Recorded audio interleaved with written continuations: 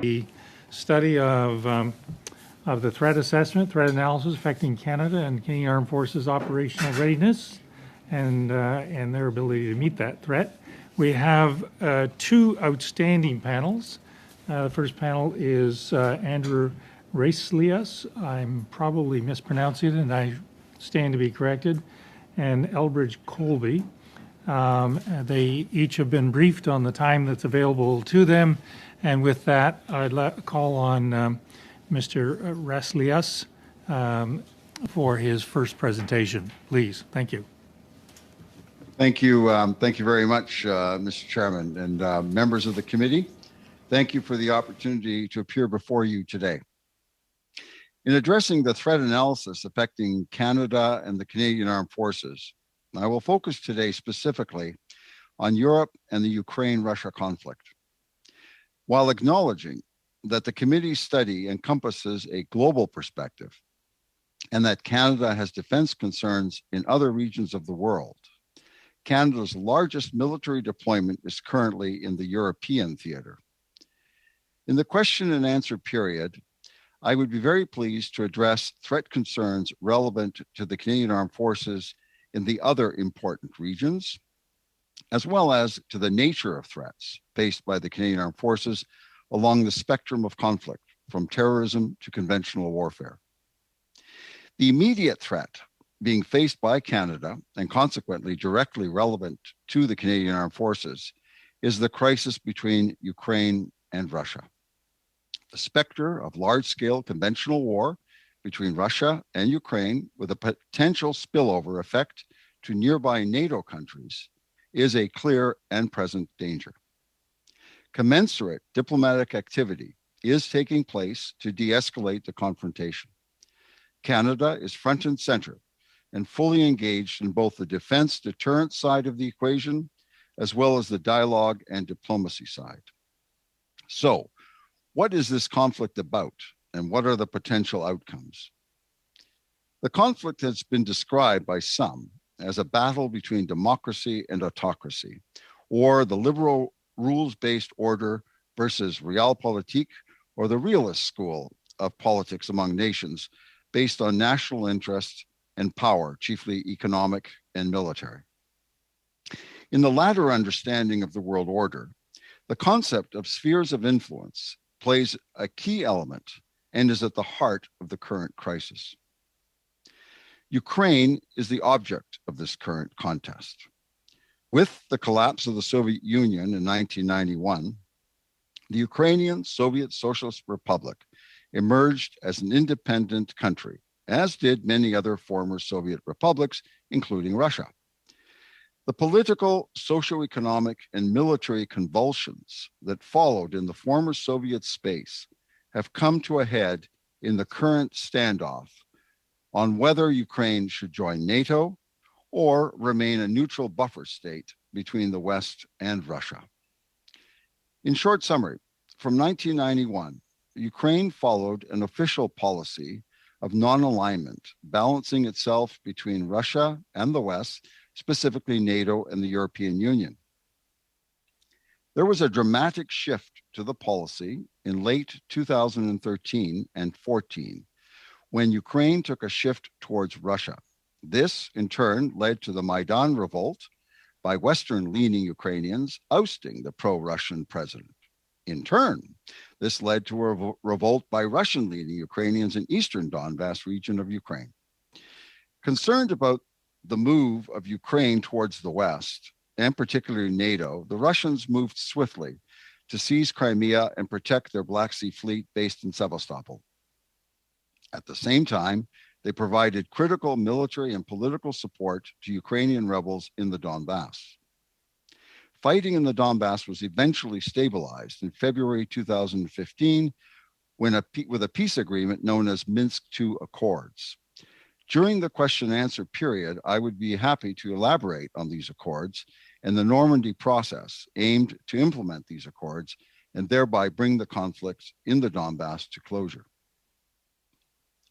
Russian frustration over the failure thus far to implement the Minsk Accords, as well as strong Ukrainian political efforts to join NATO, have led the Russians to use large-scale military force exercises to influence the outcome of the standoff in a manner favorable to Russian security interests. We are therefore today faced with hard choices and potential outcomes that affect Canada and the Canadian Armed Forces. There is a flurry of diplomatic activity at the level of US-Russia, NATO-Russia, and the Organization for Security and Cooperation in Europe, the OSCE, in Vienna. The diplomatic steps taken thus far suggest no agreement on the question of Ukraine's future options with regard to NATO, but there are prospects for negotiation on arms control, confidence and security building measures, including a possible discussion of a new security architecture for Europe. In the interests of time, I am prepared to outline the diplomatic options in greater detail, as well as the potential role for Canadian diplomacy in the questions and answers. Okay, thank you. Thank you very much. I'm sorry I'm running a hard clock here. Appreciate your presentation, and say hello to Elizabeth for us. Colleagues, she's sitting right back here. Oh, is she? Yeah, she colleagues, she was at one point a clerk on the Hill here, an outstanding clerk on the Hill, may I say. So, hello, Elizabeth, off screen. He's saying hi to you. With that, Mr. Colby, 5 minutes, please. Mr. Chairman, Madam Vice Chairs, and members of the Standing Committee, thank you very much for the opportunity to testify before you. Especially as an American, it's a great honor to appear before this committee. I think what's probably most useful for you, given my background expertise, is for me to lay out the American perspective in as brief context as I can. I think from our point of view, the primary facts in the international system are the arrival of China as a superpower and the primacy of Asia. China will be roughly 1/5 to 1/4 of global GDP, while Asia as a whole will be half of global GDP, and that share will grow. Furthermore, it seems increasingly clear that China is pursuing regional hegemony over Asia, essentially seeking to establish a predominant influence over the world's largest market area. From this position, Beijing would be able to dominate the world economy and use this power to exercise decisive influence in other countries' affairs. From America's perspective, my view is that this means that the primary U.S. foreign policy interest must be denying China regional hegemony over Asia. This will require that Washington lead a coalition of states with the will and the capacity to block Beijing's hegemonic ambitions. This ecumenical coalition is likely to center on Asian countries like Japan, India, Australia, Taiwan, South Korea, Vietnam, and the like. We can think of this as an anti-hegemonic coalition bound together by this shared goal. Central to the success of any such coalition will be a sufficiently strong military component. Why? While much discussion of China focuses on Beijing's immense economic power, and this concern is surely in order, the military threat China poses in Asia is real, severe, and urgent. The reason is somewhat paradoxical. While China is very strong economically, Beijing will find it very difficult to translate its economic leverage into decisive political influence. In fact, it's finding this out right now with Australia. Because of this, China is likely to look to its immensely powerful military as a tool to pursue this goal. China's armed forces have transformed from a relatively backward one 30 years ago to a truly top-tier military today that the United States military finds very daunting.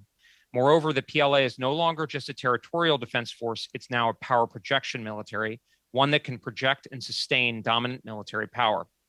Beijing's most dangerous strategy in this context is a focused and sequential strategy.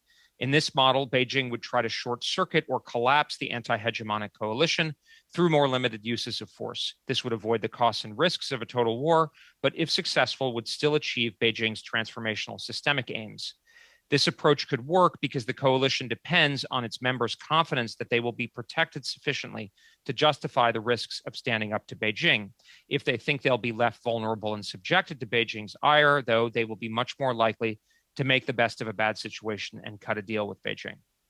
America's goal in preventing this is absolutely central. Only America is strong enough to stand up directly to China, and Asian countries can really only prudently stand up to China if they know America will be there in force to defend them.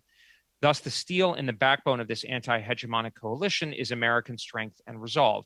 Now, I emphasize that I don't say this in a chest-beating way. It's just the reality of the power situation in Asia and how vulnerable Asian countries must, and I think do, think about it.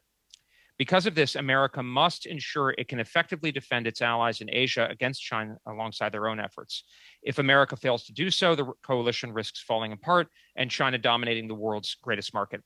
Accordingly, U.S. defense strategy must focus on being able to defeat such Chinese action in Asia. And in fact, this is what American defense strategy is supposed to be focused on. And it must be one that the American people can reasonably support, that would be sane and rational to implement. Now, this requires a military strategy of denial, basically the ability to defeat a Chinese invasion of a U.S. ally. Because Taiwan is effectively a U.S. ally and the front line of the U.S. defense perimeter, the United States must therefore be able to defeat a Chinese invasion of Taiwan. If we're able to do so, the coalition should stand strong, and we will be able to check China's hegemonic ambitions. But this will be a highly demanding military standard. Given the size of China's economy, Taiwan's proximity to the mainland, and our and Taiwan's relative neglect of the Chinese military threat, the situation is now urgent. We are behind, and it appears we may be falling farther behind. At this rate, much of the best publicly available military analysis suggests we may be on a trajectory to lose a war over Taiwan in the coming years. Accordingly, America must sharply reorient its military emphasis towards the Western Pacific, while at the same time recapitalizing its nuclear deterrent and sustaining a low-cost counterterrorism posture. The upshot of this is that the United States will need to reduce its military engagements not only in the Middle East, but in Europe as well. As a result, America will not have a military capable of handling all three major Eurasian theaters largely on its own. This will create vacuums in other parts of the world, but there is no real choice. The United States is no longer the unipole. China is now another superpower, while other threats persist. Meanwhile, while Europe in particular is important, it pales in significance to Asia, and Russia is far less powerful than China. As a result, my view is that America will reduce its military role in Europe and the Middle East sooner or later. The question is how graceful that transition will be. Now, the solution, in my view, is clear. Allies must do more. Burden sharing is no longer just a morality play from the United States, but rather a strategic necessity for allied security. The best alliance model going forward, in my view, will be an interest-based division of labor one, rather than acting as if all U.S. allies are, if you will, Three Musketeers style, all for one, one for all, an unrealistic approach that is bound to fail. The United States should encourage its allies and partners to act more in those areas where their interests are most directly impinged upon and their capacity to act is highest, hence European NATO. Mr. Colby, I'm sorry to Okay. interrupt. Thank you for that. Thank you both for your presentation. Ms. Finley, 6 minutes, please. Thank you, Mr. Chair, and thank you very much to our highly qualified witnesses being here with us today. We really do appreciate it. I'm going to start with Mr. Rasoulas because he went first, and just to talk for a moment about Europe. We certainly seem to have all indications that Russia will invade Ukraine this week, and that any diplomacy that has been followed has either been rebuffed or ignored, including recent overtures by Ukraine to Russia directly. Point of order. I would just like to let the clerk know that there's someone in the who's supposed to be a panelist, and she's not yet in the room, but she's watching. So she needs to switch rooms in order to ask questions. You okay. Yeah, Ms. O'Connell is now in the Oh, room. okay. Apparently, Ms. O'Connell has now been promoted. Should be pleased to know that. Yeah. Okay, we can continue. Thank you. Sorry about that.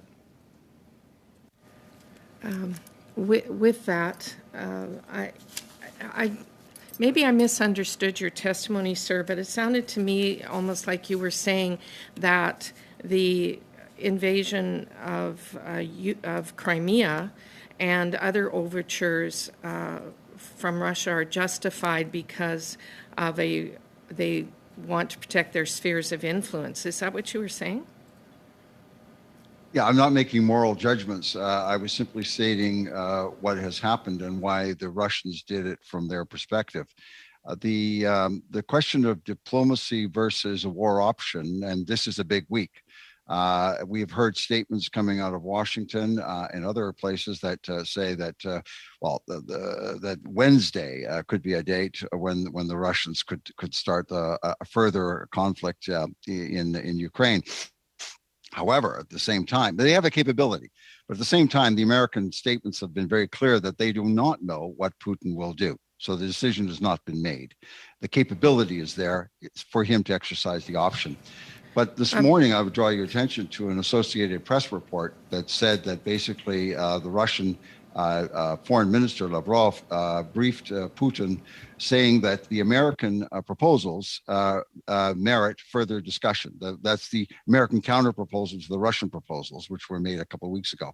And so that is a new development today, and a very important one. It signals the Russian intent to continue a dialogue.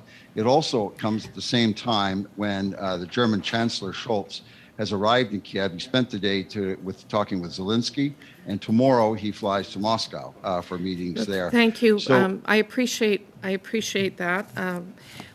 With respect, though, to what we're here to address, which is the threat analysis with Canada and Canada's role, do you agree that Canada should take a principled stand for a democratic country like Ukraine, which, although not in NATO, is a NATO ally, to try and deter a Russian invasion?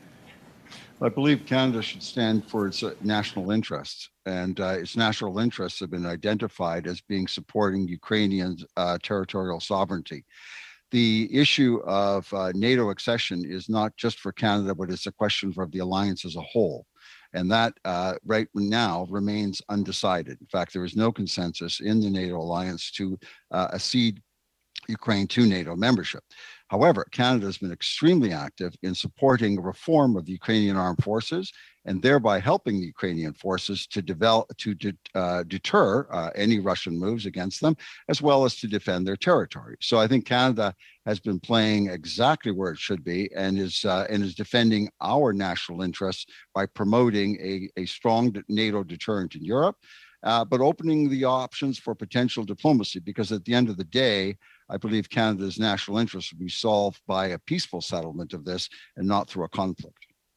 Mr. Colby, thank you very much for being here, and I realize you're mostly coming from an American perspective in your statements. However, we are a close ally of the United States and very much dependent on it in terms of our military capabilities. Would you characterize then the threat from China as something that Canada should be very concerned about as well? Absolutely, Madam Vice Chair. I mean, the way I would put it is, if the United States is worried about China dominating Asia, everybody else, including Canada, should be very worried. Because if we are concerned, and we're 20 to 25% of global GDP, the Chinese will have immense leverage over everyone else. And I have a similar message to the Europeans. Whether Canada should, and again, I say this as an American, so it's not my place to say, but whether that logically means that Canada should be taking an active role in the Western Pacific, I think is a further step. Because I wasn't able to finish the thought, but I think a division of labor model is going to be more effective. But I certainly think that Canada should be very, very acutely concerned about the potential for Chinese domination of Asia.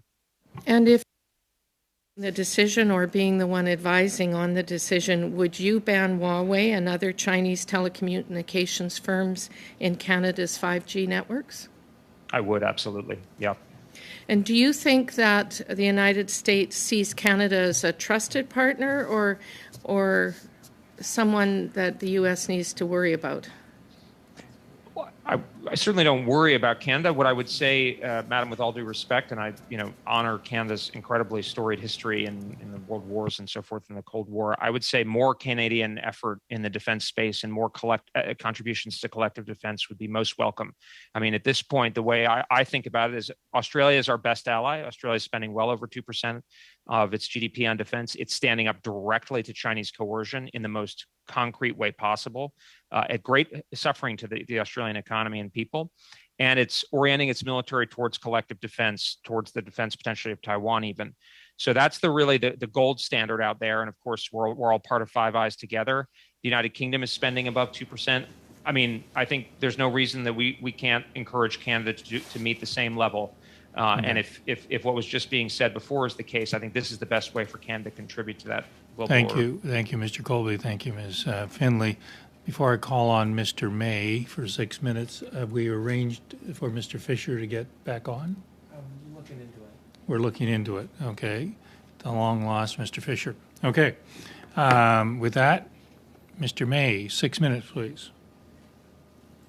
Thank you, Mr. Chair, and thank you to both of the panelists here today. This is great testimony for our work here. My questions are going to be to Mr. Rasoulis, and I apologize if I've not pronounced that. Is Thank that you. close? No, Rasoulis, yes, thank you. Rasoulis. Oh, I got it right. Good. Yeah, yes, you did. You did. Previously, sir, you've stated that that Canada's put a very measured response, which puts the emphasis on diplomacy while not ignoring the deterrent side of the equation. And in your opinion, how do diplomacy and deterrence work together? How should these two sides of the equation be used, and how has Canada's response evolved as the situation has escalated?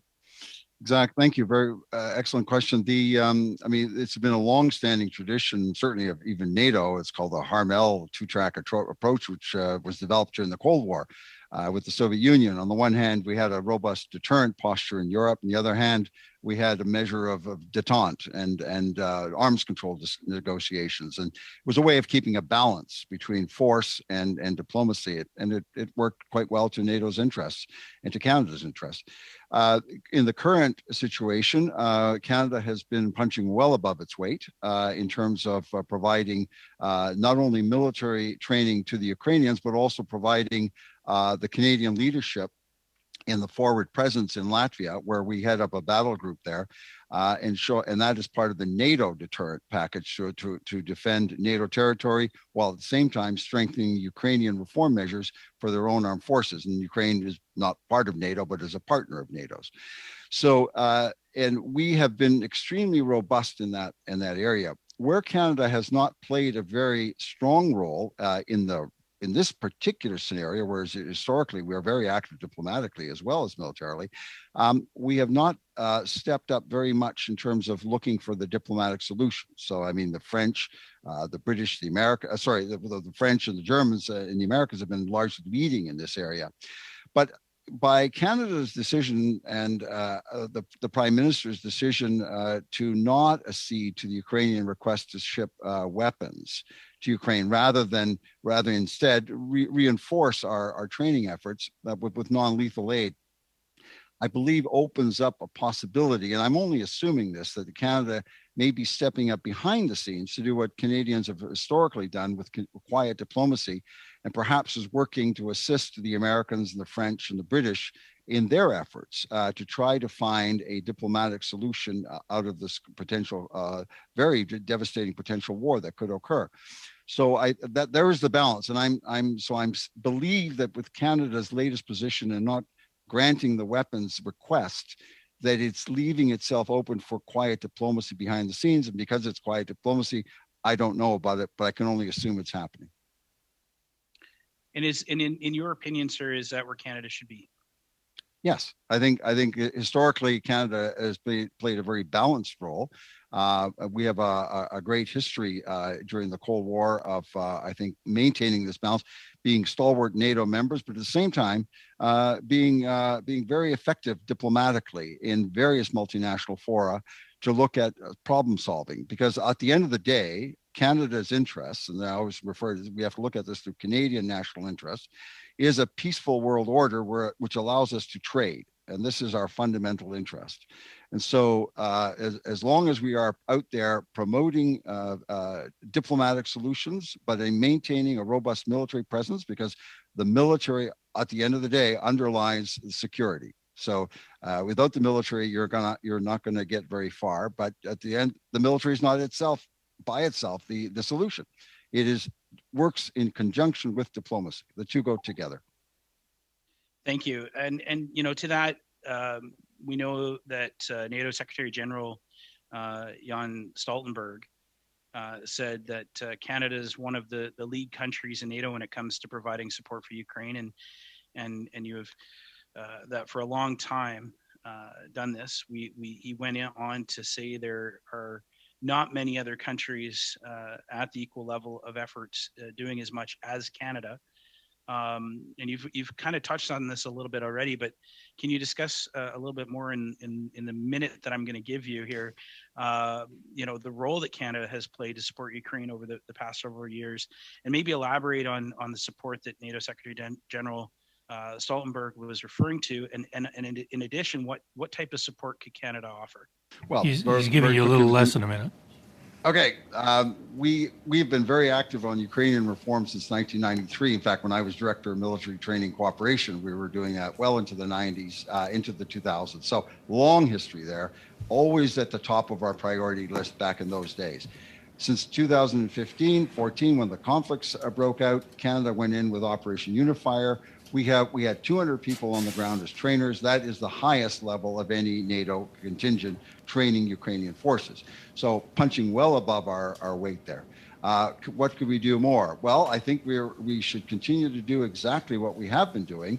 Of course, currently the troops are not in Ukraine. They were pulled out on the weekend to a place in Poland because of the potential war. But if we can get this thing settled down, the unifier troops will go back in. The Canadian government has authorized the doubling of the amount to go to 400 from 200.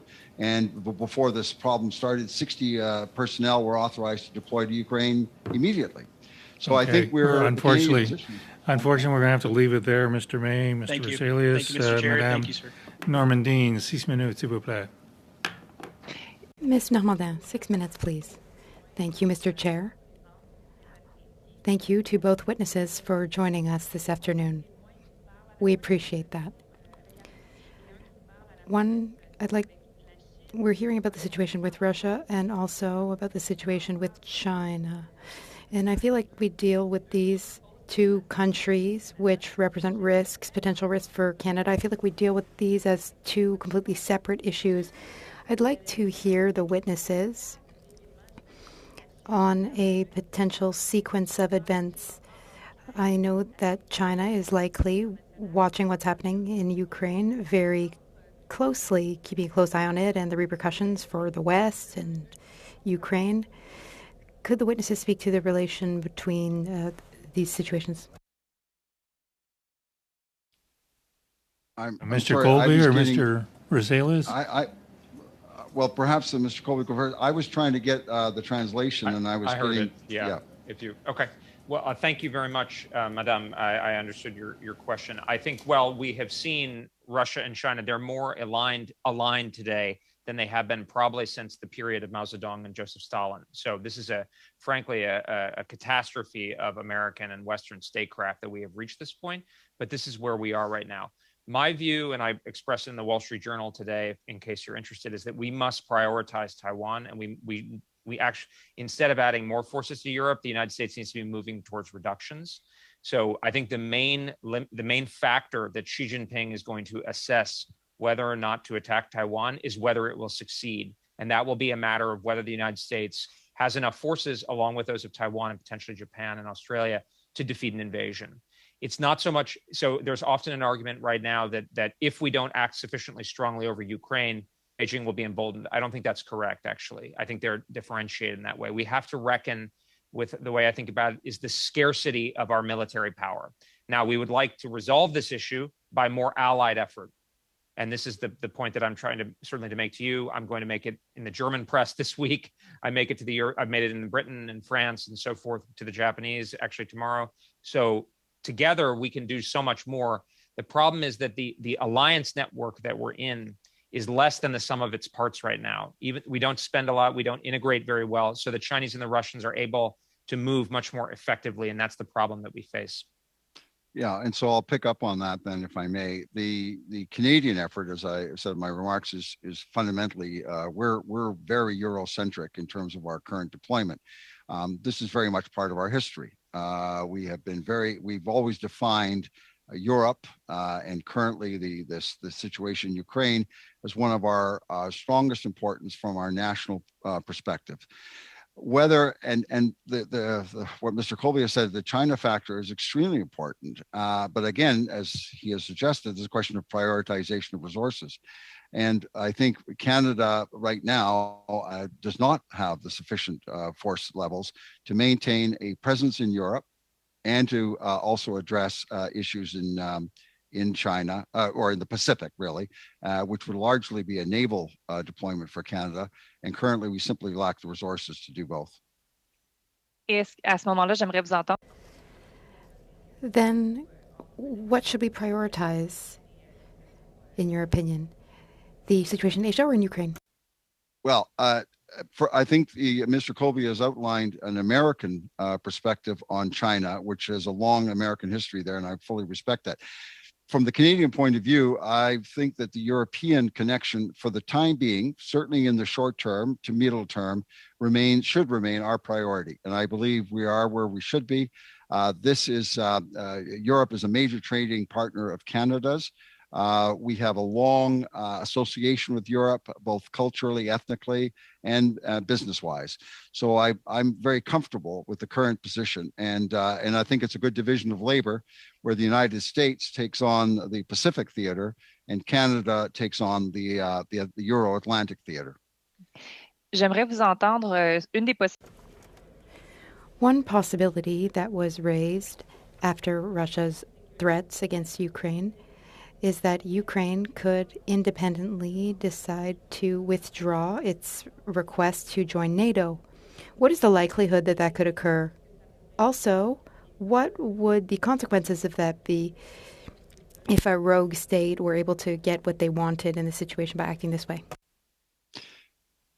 The Russian position, they are extremely serious now. The NATO enlargement has for them been something that they have been arguing against since almost the very beginning, in the 90s and 97 and so on. They were extremely weak to do that. And so therefore they just simply had to accept it or suck it up, as they say.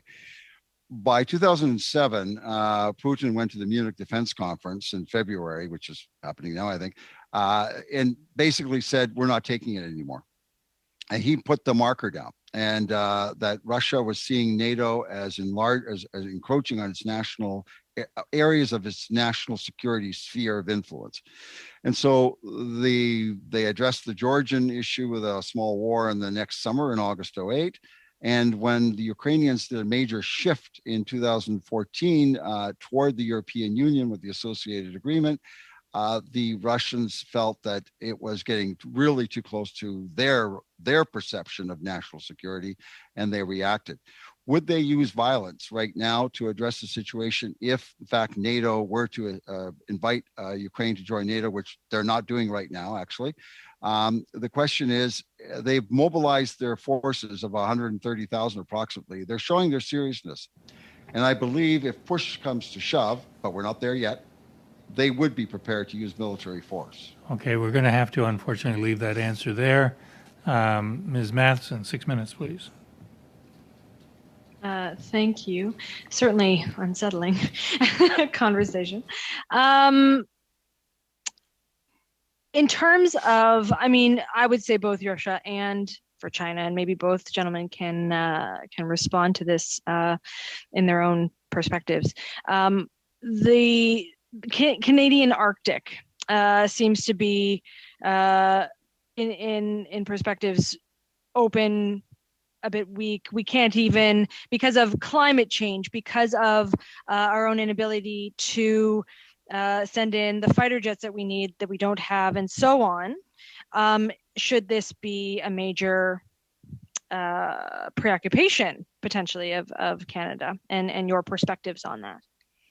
Yes. Yes. Particularly with climate change, the greater utility of Northwest Passage. Canada was sensitized to this in the 70s with the passage of the American ship, the Manhattan, and Canada at that point recognized that in order to enforce our sovereignty and the Canadian jurisdiction over the Northwest Passages, which is a dispute that Canada has with the United States in terms of, is this international waters or is it Canadian or the Canadian waters? So Canada must and has in the 70s, since then, we have been showing that we have a capability in the Arctic. Is it sufficient? Probably not. The other powers are starting to, particularly Russia, is actually ramping up a significant military footprint in their part of the Arctic. The Arctic is becoming an open gateway now with climate change and the mineral resources there. So yes, one can only argue that Canada, in its doing its reviews, which this committee is doing, would also need to assess the importance of how many Canadian Forces resources would we wish to deploy in the Arctic. And we're really talking particularly naval and air, with some ground forces, of course, but you've got to be able to get in and out. And the icebreaker capability is the first thing that challenges Canada. And my understanding is that we've got some way to go there. Yeah, Ms. Matheson, if I could just respond briefly. I mean, I think this is a good example of where Canada has a kind of natural specialization and interest in the Arctic. So along with the Scandinavian countries, for instance, you know, it's a natural area, and the Chinese are becoming increasingly active in the Arctic as well as the Russians. And I think if I could just briefly relate it, I think Canada, if I could suggest, what I would suggest is that the best thing for our collective interests is if countries like Canada invest in areas where they can have a high bang for the buck. So whether it's Europe or Asia, the worst thing is to spread it around and have little to show for it. If there's something, well, you know, maybe Canada doesn't need to do totally by itself, but say with the UK and Norway and Denmark, et cetera, and the United States, that's much better off than if Canada puts a little over in Asia and a little in Europe and a little in the Arctic and a little in South America, and then we end up with very little. I think, and you know, historically, Canada's been able to generate, yes, with the diplomacy, but also I always like to point out Canada had the 4th largest Navy in the world in 1945. I mean, there's an immense ability, and because it's so secure, along with us, you know, next to us, there's a real ability to turn the military investments into effective power projection capability that can add a lot of bang for the buck in distant theaters. At this moment right now. So we're talking about the fact that, I mean, we all know that we have retention recruitment issues for a variety of reasons. COVID hasn't helped in situations in terms of that ability to retain armed forces. We're talking about who do we send them to? When do we send them? So at this current moment, I mean, both of you had argued focusing one or the other.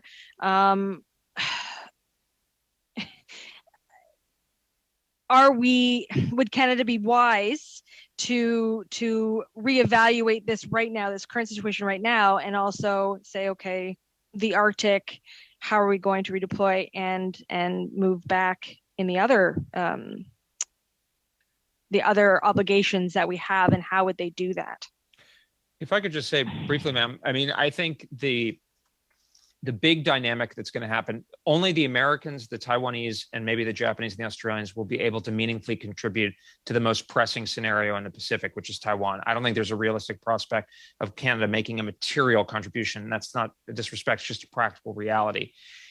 There is going to be more of a vacuum in Europe. Canada has a long-established position there. It's worked with the NATO power during the Cold War as well. So it seems there's both need and capacity. So, you know, maybe that is the most efficient way of allocating, along with the Arctic, which is a natural, you know, in the sense that it's probably better to work with the grain of past practice on the whole, especially as we swing increasingly towards the Pacific. So I would simply, I would completely agree. I would agree with Mr. Colby on that one. Europe and the Arctic would be very good Canadian focus, areas of focus. And that's where historically we've been. And I believe that remains logical. The question is going to be, it's always this case, how much money can we put up? And this is that you, the politicians, have to deal with that in terms of the competing demands for the Canadian budget and the Canadian tax dollar. Thank you, Ms. Masson. We now go to our 5-minute round. We have 15 minutes and we have 25 minutes worth of questions. So, Mr. Motz, 5 minutes, please. Thank you, Chair, and thank you to our witnesses for being here. Mr. Colby, I'm going to It's a two-part question that you can answer the first part in the second question. I noticed when Mr. Ursulius was responding to Mr. May's question where he said Canada is punching above its weight with respect to Ukraine, that invoked a facial expression from you, and I'm wondering if you'd like to verbalize what your face actually said. I'm not very subtle. I'm sorry. I know that's okay, but so that goes along with the second, in tune with the second question. You released an article yesterday called "Ukraine is a Distraction from Taiwan." You're here though to discuss Canadian threats and our readiness to defend against them, sir. Now you're clear in your article of what the U.S. should be doing to defend itself. What role do you think the Americans are looking for Canada to play, tied with my first statement about punching above its weight and your article? Well, thank you, sir, and Mr. Motson. With all due respect, I don't think Canada is punching above its weight. I think its defense spending is at about between 1.3 and 1.4%, and there's a Wales commitment to do 2%. And I go around and I hear people in Ottawa or Dusseldorf or Lyon don't feel that threatened. Well, people in Ohio don't feel threatened either. And there's an increasing trend in the United States towards skepticism about our international commitments. And I think there's a real test going on going forward about whether this alliance architecture will be able to be sustained. Moreover, to the point I made earlier and relating to the second point, is we don't have the military capacity to deal with all the potential threats in the world. There's obviously China, but there's Russia, North Korea, Iran, terrorism, et cetera, right? We don't live in the unipolar moment anymore. And we have to focus on Asia. By the way, that's also a Canadian interest. I mean, I think all of the arguments I make for Americans' interest are essentially one-to-one with Canada, because if China has a dominant economic position, you better bet it's going to apply it against Canada. In fact, it already has, and it's applying against Australia. We're much more powerful. We have a plausible route to autarky, but forget it for a smaller country. So everybody should want us to be doing that role in the Pacific. It's a collective good. But that's going to leave a vacuum in Europe, and Europe is very important. I'm not saying that we should ignore Europe, but I served in the Pentagon. I was the lead official for America's defense strategy in 2018. I know the situation. We have essentially what's called a one-war military. We are supposed to be what a one-war military means is we are not building a military to fight two simultaneous wars, because we are going to lose the primary war if we don't focus on that, and that's going to create vacuums. And we're going to need the French. Above all, the Germans. The Germans are the primary problem, but Canada, the United Kingdom, and others can really help. And I hear Canada talking a lot about the commitment to the peaceful world and stuff. That's the most concrete commitment I could see is spending more to help. To be frank. Okay, well, thank you very much for that. To both you gentlemen, Canada, as of late specifically, has been a country that supports allies through training and provides a more tokenistic deployment. Rather than providing any combat support. Now, our international partners, Mr. Colby, you mentioned Australia, for example, are our international partners looking for Canada to provide a greater level of support, in your opinion? And both of you can respond to that, please. Absolutely. I mean, 100%. I mean, and the Australians have been with us in all our good wars and our bad wars. They're all bad wars, but our ill-advised wars and our well-advised wars. And of course, Canada was in the world wars throughout. I think there's no situation in which Americans would not welcome more. And forget about Americans, Taiwanese, and that's not even saying that Canada should be directly involved, but Poles, Balts, Scandinavians, they would absolutely, and we're beyond the point where countries can kind of have these caveats. And again, the Germans are the primary problem, but we're all going to need to put our shoulder in as societies to up, because the Russians and the Chinese and others are really moving at this point. So if I could just follow up then, the Canadian position and its military deployments, we've been both involved with deterrence operations, as we are now in Latvia. We have a ship, part of the NATO force that's cruising into the Black Sea, and we have air deployments in Romania. So, and of course, we met our roles in Afghanistan, and so the Canadian military has been very much part of deterrence and, in fact, warfighting, as we did in Afghanistan. The training side is really today, specifically, we're talking about Ukraine, and Ukraine is not a member of NATO, and therefore it does not get combat support. It gets training support under the Partnership for Peace arrangements, which Canada, and this is where I said we're punching against our weight, because in that sense, in the Ukrainian training mission, Canada has been doing quite a bit compared to other allies. I mean, not to denigrate the others, but unfortunately, we're going to have to leave it there. Again, I apologize for always cutting you off. Mr. Spengeman, 5 minutes, please. Chair, thank you very much. And I'll start with a fairly broad question to Mr. Rasoulis, and perhaps I'll have time for some more detailed follow-up ones. So I was born in Cold War Berlin, and I recall very vividly having to cross multiple checkpoints to visit family. I was a very young child at the time. My father was a child in Berlin during the 1948 airlift, and he recalls the American relief pilots who were dropping chocolates and raisins and little parachutes to kids who were picking them out of trees. So I had a very sharply defined vision of East versus West.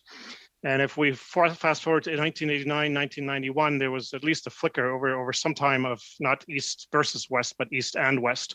And I'm wondering if I could invite you to speculate, with the benefit of hindsight, what went wrong. We're now in 2022, and I think, without putting words into Mr. Colby's mouth, he sort of described the current scenario as a foreign policy disaster. What could we have done differently? If there are one or two big foreign policy questions that could have been settled differently between, let's say, 1970 and 2007, what would they be? Well, this will get us into a huge debate. So let me chart out my territory on this one. I believe that the Russian position, Russia after the Cold War, we were not all that nice to the vanquished. I mean, yes, the West won the Cold War, but this is the classic case of how do you deal with your opponent when you defeat your opponent. And so one way is actually, we sort of ignored them. We sort of pushed them around. We did the Kosovo bombings. We ignored everything. I mean, and that's why Putin went to the Munich conference in 2007 and says we've had enough. So could we have done something so that he wouldn't have had to do that? And could we have engaged the Russians more and not sort of push them aside? I think we didn't do this malevolently. We just sort of thought they're not big players anymore. We can do it our own way. And so we just sort of ignored them. That, I think, was a big mistake. And I think that has come to roost now. So the Russians, by deploying the troops they have, 130,000, whatever, on the Ukrainian border, they're demonstrating that, hey, we count. So please talk to us. And now they've got everyone's attention. Everyone's talking to them. And Mr. Colby, sorry to cut you off. Can I ask you to come in briefly, and then I'll have a follow-up question. Maybe you'll have time to both address that as well. Sure, and I thank you. I mean, I think it's a difficult question. My own personal view is Ukraine and Georgia are probably a bridge too far, and may have states that were within the USSR, except for the Baltics, I think it was probably a bridge too far. My own view is we should not admit Ukraine and Georgia into NATO under any circumstances. So I think there could be a possibility of an agreement with Moscow, but it's looking unlikely at this point, although it may follow this, God forbid, what looks like a conflict. I've got 2 minutes left. I'm wondering if you could each comment briefly on defense cooperation as a diplomatic tool, as value in itself, as a military process. But then also I'm wondering about, for example, UN peace operations, not conflicts between great powers to which Canada is allied, but other work that needs to be done, like Mali, for example, and other areas in the world where we do good work, military work through the United Nations. What's our capacity as Canadians to do that work, and what priorities should we set? Well, I'll speak from a Canadian point of view on that one. The priorities are, we're stretched.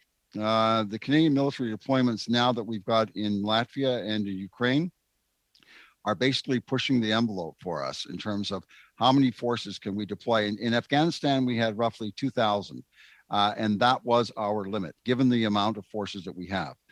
So we have done peacekeeping, like in Mali, we had that one helicopter squadron that went over there and did a 6-month tour. So we can do things like that, but very, very limited. And that's a capacity issue. These are good roles.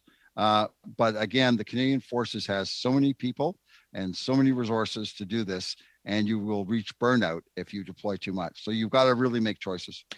I would just say briefly, sir, I think on the defense cooperation side, that's a very important tool. It is a diplomatic tool, confidence building, but also we can be greater than the sum of the parts. So depending on the context, I mean, the ideal European sort of defense posture going forward looks a little bit like the latter part of the Cold War, where there were different national units along the inter-German border. Obviously, not necessarily, you know very well, not necessarily that militarized, but Germans, Canadians, French, Brits working together. That's, I think, the ideal we want to move towards. And my own view is that we should think about a European being SACEUR in the future to give more strength to that politically. I think I'm very close to my time, Mr. Chair. You Probably are not enough time to indeed, get another and- question. Thank you very much, both of you. Thank you for sacrificing your 14 seconds. With that, Madame Normandin. Ms. Normandin, Merci beaucoup. thank you very much. I'd like to pick up where we left off with Mr. Razoulis about Ukraine and NATO. In your opinion, is it possible that Ukraine could, of its own volition, based on all the pressure from Russia, decide to withdraw its request to join NATO? This is the big question, the question of Ukrainian neutrality. There was a very important, I won't take up too much time, but the Ukrainian ambassador in London yesterday, Vidam Postryko, who I know, he said that Ukrainians might consider neutrality to avert a war. This was immediately withdrawn by the Ukrainian Foreign Ministry as a misunderstanding and just speaking out of context. But the fact that he spoke that, I think, should suggest that that is being considered by some. It is on the table. That the neutrality option for Ukraine is on the table. It is what the Russians really want. And the question is, how is it going to be packaged? And I believe by discussing European architecture, which the Americans have actually given to the Russians as an option, discuss the new European security architecture, therein lies, I believe, the possibility to talk about a new framework which could have a moratorium on enlargement. And I certainly agree with Mr. Colby's assessment in terms of we've reached our limits perhaps on enlargement. And so perhaps a moratorium might be a good thing. J'aimerais peut-être savoir quel message. What message would that send if a state like Russia could pressure NATO so much? Yeah, it's realpolitik. And the question is, are you going to fight a war over something that's not going to happen anyways? Because Ukraine is not coming into NATO. There is no consensus to do that. So you're fighting on a point of principle that they have a right to come, but they're not going to come. So why are we doing it? So I think the message has to be put diplomatically, but I can tell you honestly here that basically it's not worth having a war over a point of principle when the reality isn't going to be that in the first place. So I think the message has to be handled carefully. And this is where Canadian diplomacy behind the scenes, we have a very good relationship with Ukraine. I think we can quietly, behind the scenes, tell them that a neutral option might in fact work to their advantage. Austria made it work for themselves. Finland made it work for themselves during the Cold War. This is not necessarily a sentence to be condemned. Again, thank you, Madame Normandin. Madame Matheson, 2.5 minutes, please. In terms of that neutrality for the Ukraine, then, if that's in fact what happens, what should Canada do to support them in other ways through that? Well, yeah, sure. Thank you. The Minsk agreement, which is, I didn't get a chance to talk about that in my comments because of the time issue, but Minsk agreements, if they're implemented, call for a system of federalization in terms of a special status for the Donbass to return to Ukraine proper as a semi-autonomous. So that's a question of federalism. There's also the question of language rights, Russian language rights for the Russian speakers in the Donbass, which is a question of bilingualism. So in both federalism and bilingualism, Canada has a great deal of experience. And in that sense, should the Ukrainians wish to move forward on implementing Minsk, Canada could certainly play a great role to, with our experience in federalism and bilingualism, to assist the Ukrainians. Oh, sorry. I was just going to ask please. as well, and maybe we can compile it, although I know I don't have a lot of time. You were talking about before that we missed the opportunity in terms of after the Cold War to ally ourselves, to build maybe in instances trade. But why is it that the diplomatic core or that diplomatic side has been so weakened? And maybe both can answer. I probably don't have time. Do you mean We have time to why- let Mr. Colby go ahead because Yeah. he's been sideline. Please. Well, I'm not qualified to talk about the Canadian Diplomatic Corps. All I would say, ma'am, is that I think in addition to the points that Mr. Rasoulis has made, Canada and others could also support such a Ukraine's ability to defend itself, which is an important part of this kind of Finland model, as Finland has had the ability to defend itself, and the Soviet Union understood that very well. So to me, something like that would be a preferable outcome to a Russianized Ukraine or a devastated Ukraine. How we get there, I think, is the question. And to me, I guess similar to Mr. Rasoulis, I mean, look, at the end of the day, NATO is a security alliance. It's designed to defend us. And when people say that Ukraine has a right to join, I respect people of Ukraine, but ultimately those are Americans and Canadians who are going to be dying to defend them. And that should make sense for our people and your people, I would imagine. It's you to judge. I don't think it's in America's interest to send people to die for principle, in a sense that is kind of hollow at the end of the day. You know, it's not practical.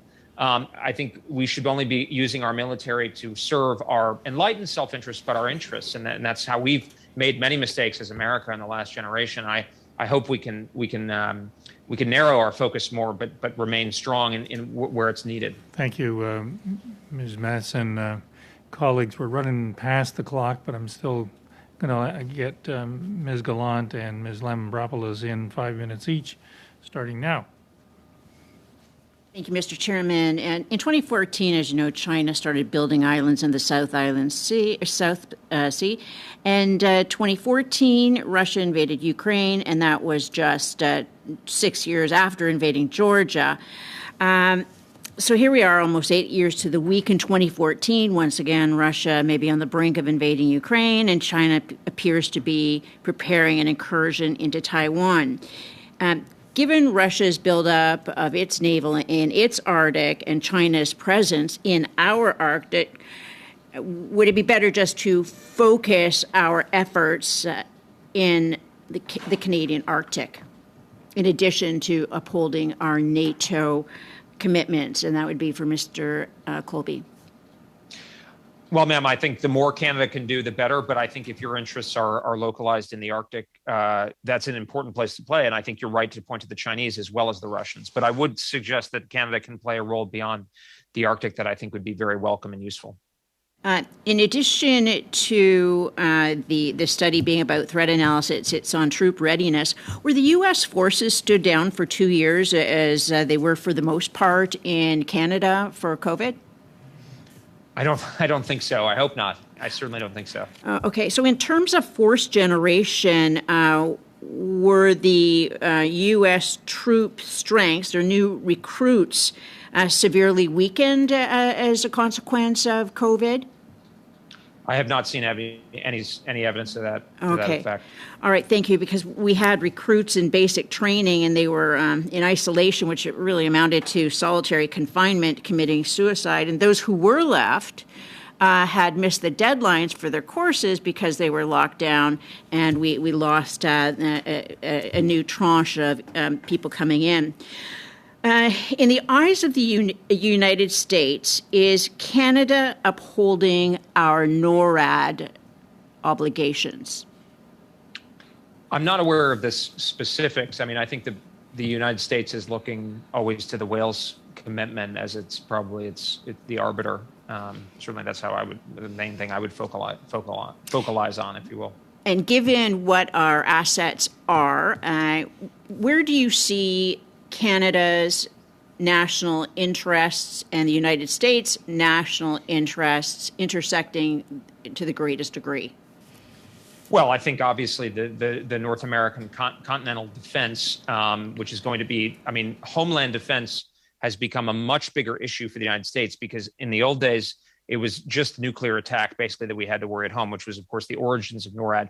But today we're looking at a wide variety of other kinds of conventional strike, cyber attack. And I think this would be very real for both of us, because, say, take in a Taiwan scenario, the Chinese would likely seek to interrupt the logistics flows and force flows from the United States and other theaters to help. The same with the Russians. And that would have a direct impact on Canada. And I think there would be significant expectations for NORAD to be able to defend. I mean, there are Russian submarines with a wide variety of conventional as well as nuclear cruise missiles and capabilities floating around the Atlantic. And pretty soon there are going to be Chinese capabilities as well before we know it. Back in 2016, this committee was studying the defense of North America, and the hypersonic missiles of, actually it was North Korea at that time, were sort of the new thing.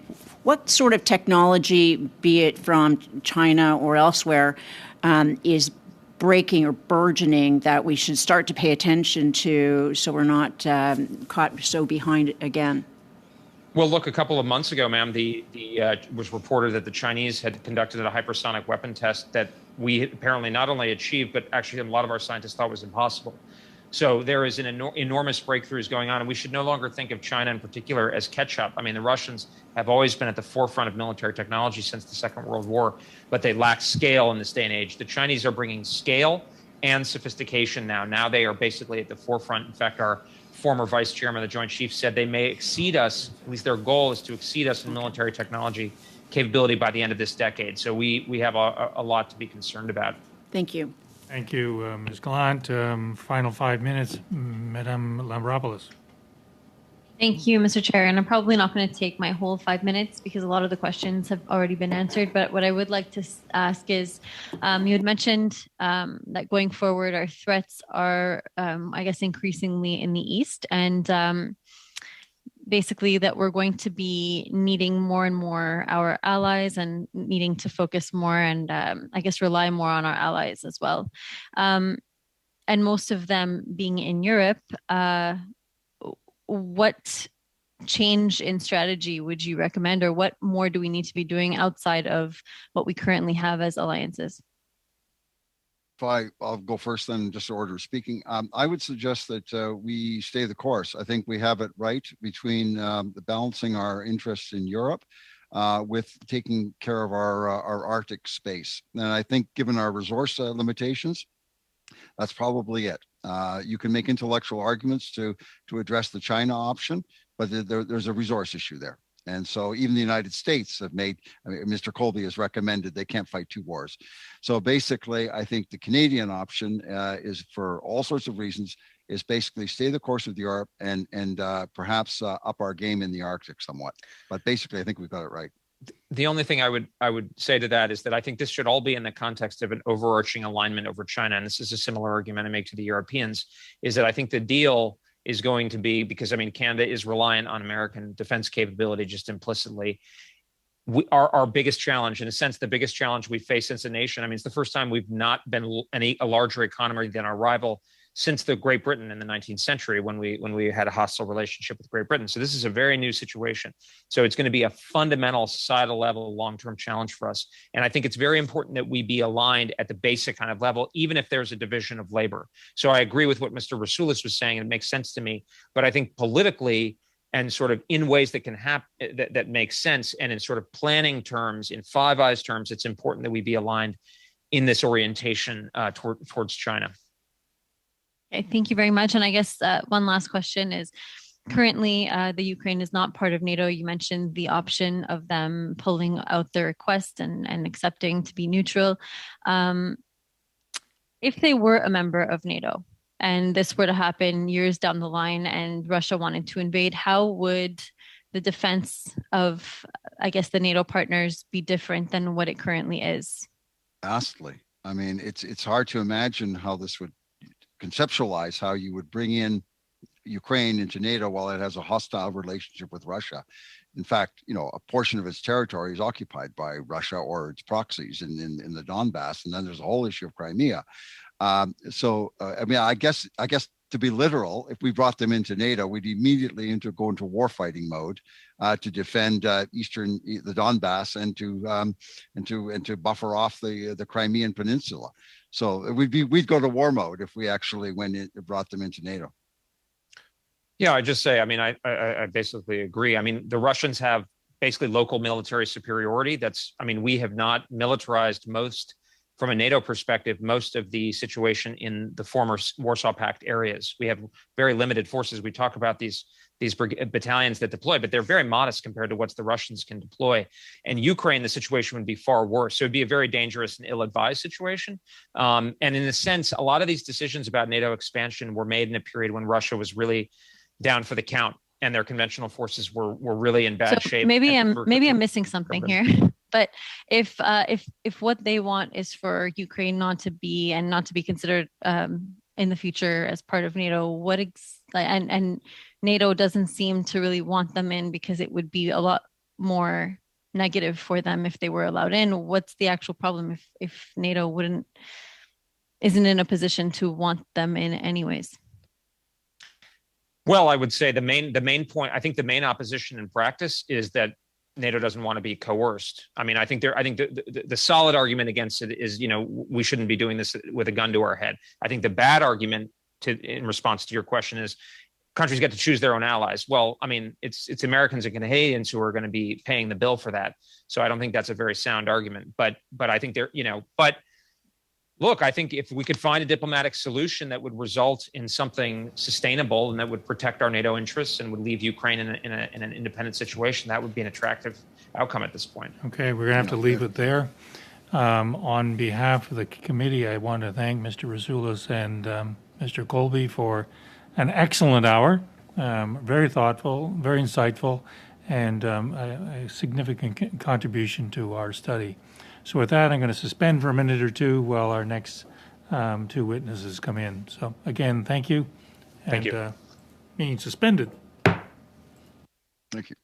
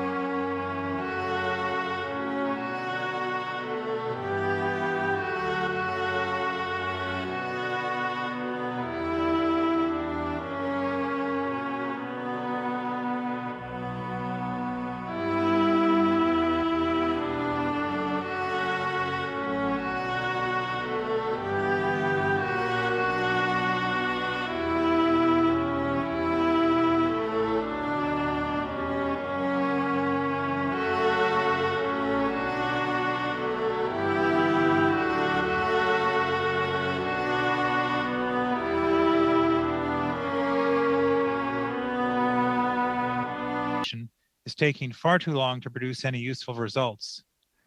Our operational readiness relies on maintaining and updating our equipment fleet. Government process requirements too often handicap industry from getting the job done. And given the age and increased operational tempo, are the budgets sufficient? Are we investing enough in the enablers, digitalization and data management, that will deliver and manage an effective force that can win future wars? Operational readiness of our forces starts with meeting recruitment targets and then ensuring conditions are sufficiently attractive to retain our forces. We've prioritized cultural change to address sexual misconduct. We also need to look at the terms and conditions of service. Let's think creatively how we grow, train, and attract the kind of talent that can master the technological challenges of our digital age and address new threats like cyber warfare and disinformation. We rely on the Canadian Armed Forces as first responders to deal with floods, fires, ice storms, and to rescue our retirement homes during pandemics. These calls will only increase demands on limited resources. Government should look at creating a corps of volunteers to complement civil defense and disaster relief. The Germans do this well. Third message, changing geopolitics and new threats require a new grand strategy that combines purpose, priorities, and budget. Changing geopolitics means that the insurance premiums for national security have gone up. We're going to have to find more money for defense and also for the civil instruments of national security.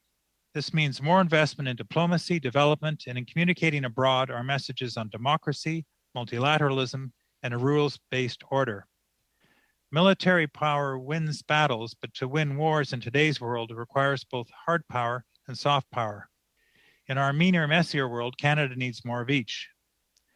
We took advantage of the end of the Cold War to reduce defense budgets, confident that we could continue to rely on the American security umbrella. The Americans are fed up with carrying the load, and successive presidents have challenged us to do more, especially now it's time for NORAD renewal. We claim sovereignty over our Arctic, but struggle to exercise it. We need a budgeted blueprint with deadlines. We can learn a lot from Nordic partners like Norway, Denmark, Sweden, and Finland. Is there a role, for example, for NATO now that the Arctic is part of the Geostrategic Test Board?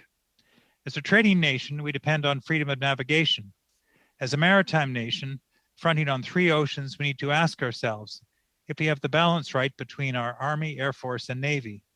We don't necessarily have too much Army or Air Force, but we do need more Navy. Our potential adversaries are investing significantly in their navies. So must we. The new offshore patrol ships are fine for performing their important but limited roles, but a deployable, combat-capable Navy requires destroyers, frigates, submarines with air and logistic support. Investing in operational readiness only when we feel pressed and then doing so on the cheap undermines our national interests. Without an overarching strategy and shared cross-party view of our national interests and how to go about advancing and protecting it, we'll continue to be late, unprepared, and obliged to follow rather than lead. To conclude, my plea to you as members of Parliament, when it comes to ensuring operational readiness, we need cross-party unity that can endure changes of government.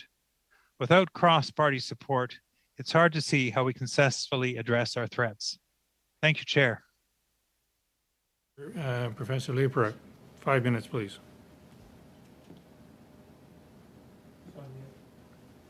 Can you hear me, Chair? Yep. We can hear you now. You're off mute. Lovely. Thank you. Apologies for the disruption before. Merci de la possibilité de témoigner de nouveau devant le comité. Thank you for this opportunity that you've given me to speak to the committee. I'd be happy to take questions in both official languages, but my remarks will be in English. To be testifying on readiness, given the fundamental failure of our national security architecture and posture that we have seen in this country in the last couple of weeks, it should give us all pause for thought. On readiness, the Canadian Armed Forces is keeping its head above water, but it is probably treading water, and we will be unable to continue to do so if the organization stays the course. Probably insofar as we wouldn't know that we are vulnerable until it's too late. That is We have the right forces for today, but not for tomorrow. And we have no plan to right-size tomorrow's CAF and ensure that it is fit for purpose. Most of the emphasis continues to be on the tip of the spear, because those capabilities are perceived as the goal of the organization.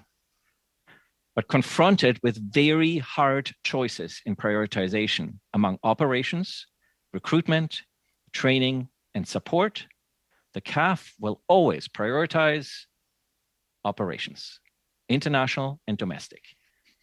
Yet the organization's greatest asset and its greatest challenge is not money, it is people. Key enablers, notably personnel, are out of sight and out of mind. Recruiting, training, education, socializing personnel takes time. By way of example, it takes about 7 years and $1 million to generate a fully trained officer. Yet for years, recruitment has been relatively neglected because too many competing higher priorities. By way of example, the CAF is currently having to go a full year without a director of professional development because no colonel is available to fill the position. Colonels are the ranks from which the CAF draws its general and flag officers. So not only is CAF professional development suffering as a result, but the case is illustrative of the extent to which the CAF's senior officer ranks are depleted and oversubscribed. The fragility of the CAF PD system is emblematic of the greater CAF, which is in urgent need of reconstitution. And that is also the CDS's top priority, regenerating the force, culture change, and modernization. Professional development and culture change go hand in hand. Yet how is the CAF to succeed in reconstituting itself without professional development? The government's attitude is that the CAF doesn't need more money because it's doing what the government is asking it to do. But that attitude could not possibly be more misguided. Just look at the frequency and extent to which this government in particular has been drawing on the CAF to support international security and domestic operations. Never has the CAF been more instrumental to advancing Canada's interest, yet never has it been asked to do so much with so little. As I wrote in my note to introduce the first issue as editor-in-chief of the Canadian Military Journal in autumn 2021, the CAF and the many components of DND, along with the defense team, may well be the most underappreciated and misunderstood organization in the Government of Canada family and in the country. Never have fewer uniformed and civilian members had to take on greater number and complexity of tasks with relatively fewer resources. During the Cold War, the CAF generally had a single principal mission, the Soviet threat. During the 1990s, it involved to focus on peace enforcement and was followed by Canada's deployment to Afghanistan. Armed conflict now covers the spectrum from collective defense to wars of choice. It has changed from attrition war to intellectual battles, from defeating the enemy on the battlefield to setting the conditions for stability and sustainable peace, from managing violence to overseeing national security. Today's CAS are expected to contribute across a full spectrum of missions, prepare for large-scale conventional warfare, advise and assist in building capacity and training foreign troops against a host of terrorist non-state actors, take the lead as a framework country in NATO's enhanced forward presence to deter Russian revisionism and aggression in Latvia and across NATO's northeastern and southern flanks, contribute to UN peacekeeping and peacemaking operations, advance the government's feminist international assistance policy, dispatch special operation forces to far-flung corners of the world to shore up local capacity, prepare to deter violent extremists. If I continue to let you run on all the tasks that CAF has to do, I think we'll be here till tomorrow. So I'm sorry to cut you off, and appreciate your thoughtful comments. With that, I'm going to ask Madame Finley 6 minutes, please. Thank you very much for being here today and for your well thought out comments, both of you. It's very much appreciated. just following up on where you were, Mr. Luprecht,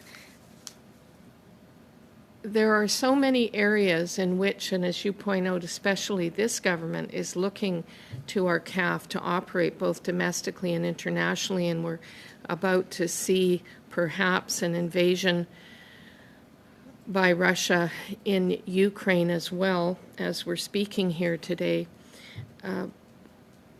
Do you agree with me that there has to be more money and more investment put toward recruitment and retention, and that it is urgent?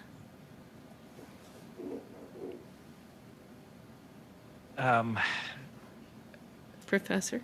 Look, we have a shortfall of 7,500 members in the organization. That's over 10% of the CAF's authorized troop strength. There are simply not enough resources to attract talent. The case in point is the CAF's cyber capability, where the CAF is competing against 200,000 unfilled cyber positions in North America. The CAF can't compete against industry.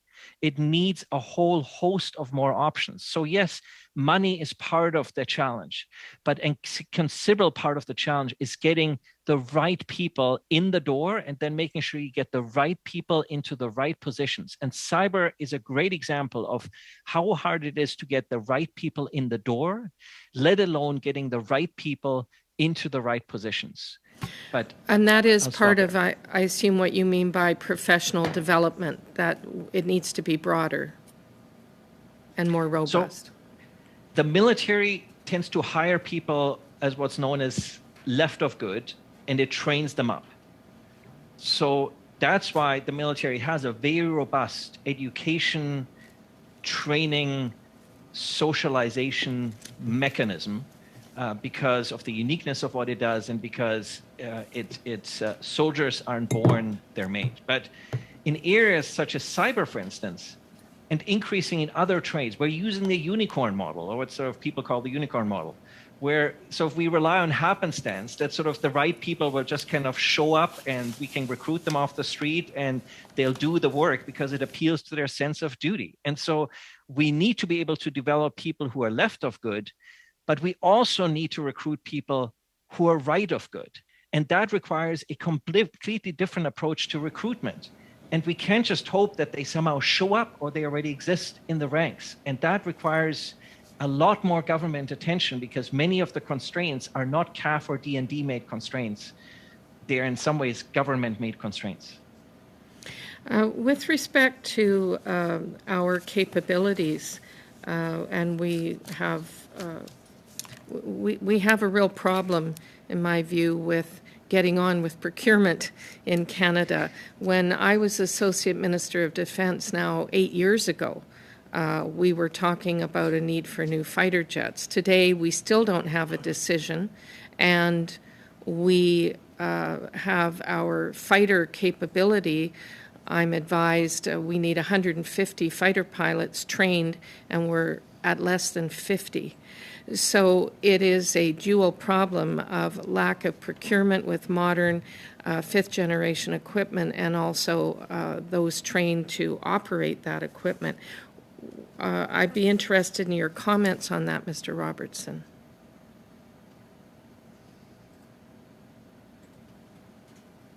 You're on mute.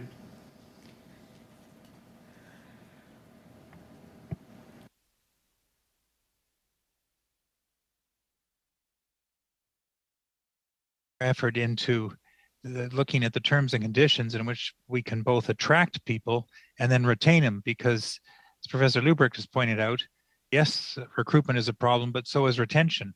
And are people doing the right things? So I think that's why I recommend we need a kind of a look at terms and conditions and how are we doing this in order to be able to meet the challenges that you've correctly identified. And as you've pointed out, procurement's been a problem for a long time. It's transcends government, which is again why I think this committee could say, look, we've got to get this right.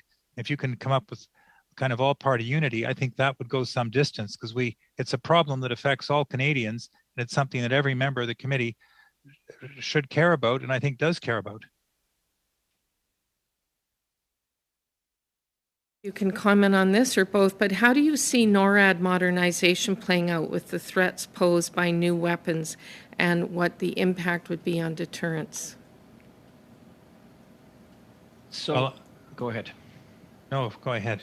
I'll just say, look, on NORAD, this is the one issue I listened to the last panel that the Americans are really pressing us on is NORAD renewal. The United States is our principal partner. Our binational alliance, the one that is most important to us ultimately for homeland security, is NORAD. We're now being asked to do more, particularly in the north.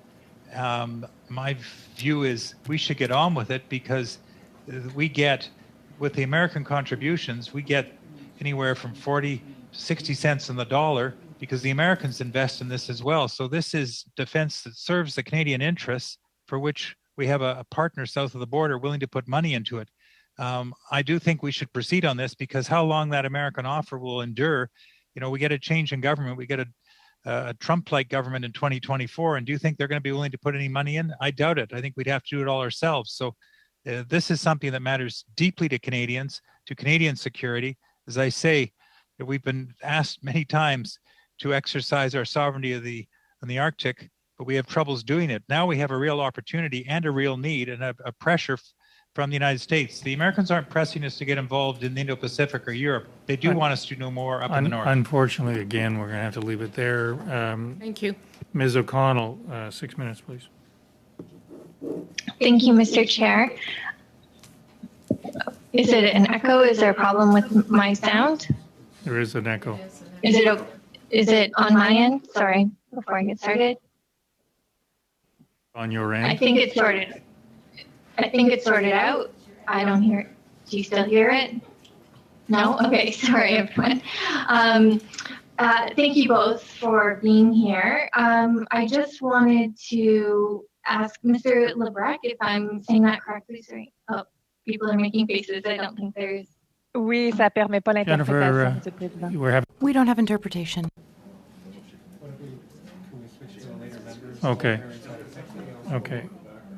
So what we're going to do, Jennifer, is we're going to go to Christine, and then we'll come back to you, and hopefully we'll fix Okay, it. is there something on my end that I should be fixing in the meantime? There's something there, but I'm not sure what it is. Okay. Okay, thank you. Madame Normandine, 6 minutes, s'il vous plaît. 6 minutes to Ms. Normandin. Thank you very much. Thank you to both witnesses. I have a question for both of you. But first, a bit of context. Mr. Robertson, you said that some groups are losing trust and faith in democratic institutions, which could be fertile breeding ground for hybrid warfare and misinformation. Russia seems to capitalize on that. And Mr. Lebrecq, you spoke about the importance of improving professional development as well as the social and personal development of our forces members. Now, I can't help but to draw a link between this and the situation currently on Parliament Hill. Some military members have associated themselves with these protests. Could there maybe be more follow-up with training as well as how susceptible military members are to being recruited by extremist movements, and then they could be used against our own country, maybe by other countries with misinformation?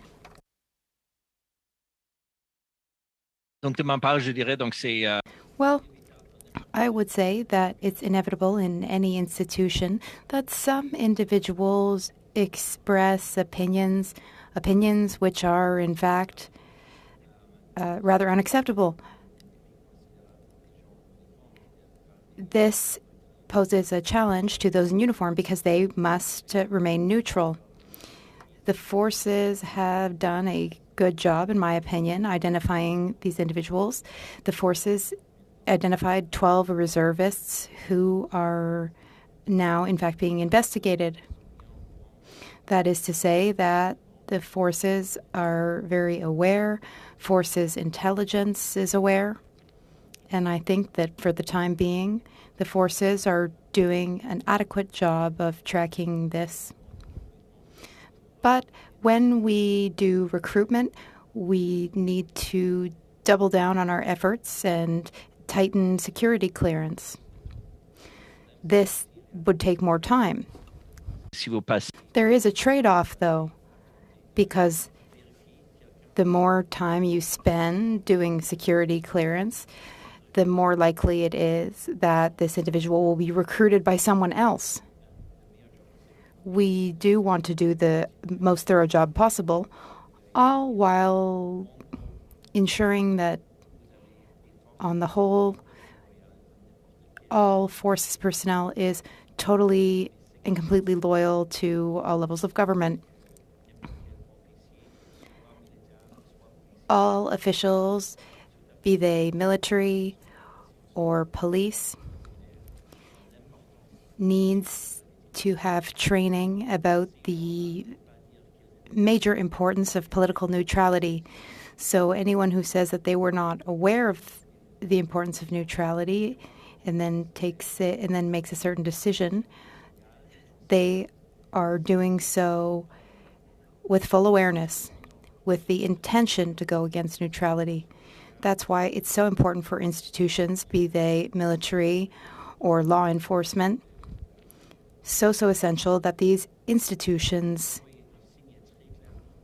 send a very clear message that this type of behavior, this type of sympathizing, these types of views are totally unacceptable. Thank you. Mr. Robertson, would you like to answer?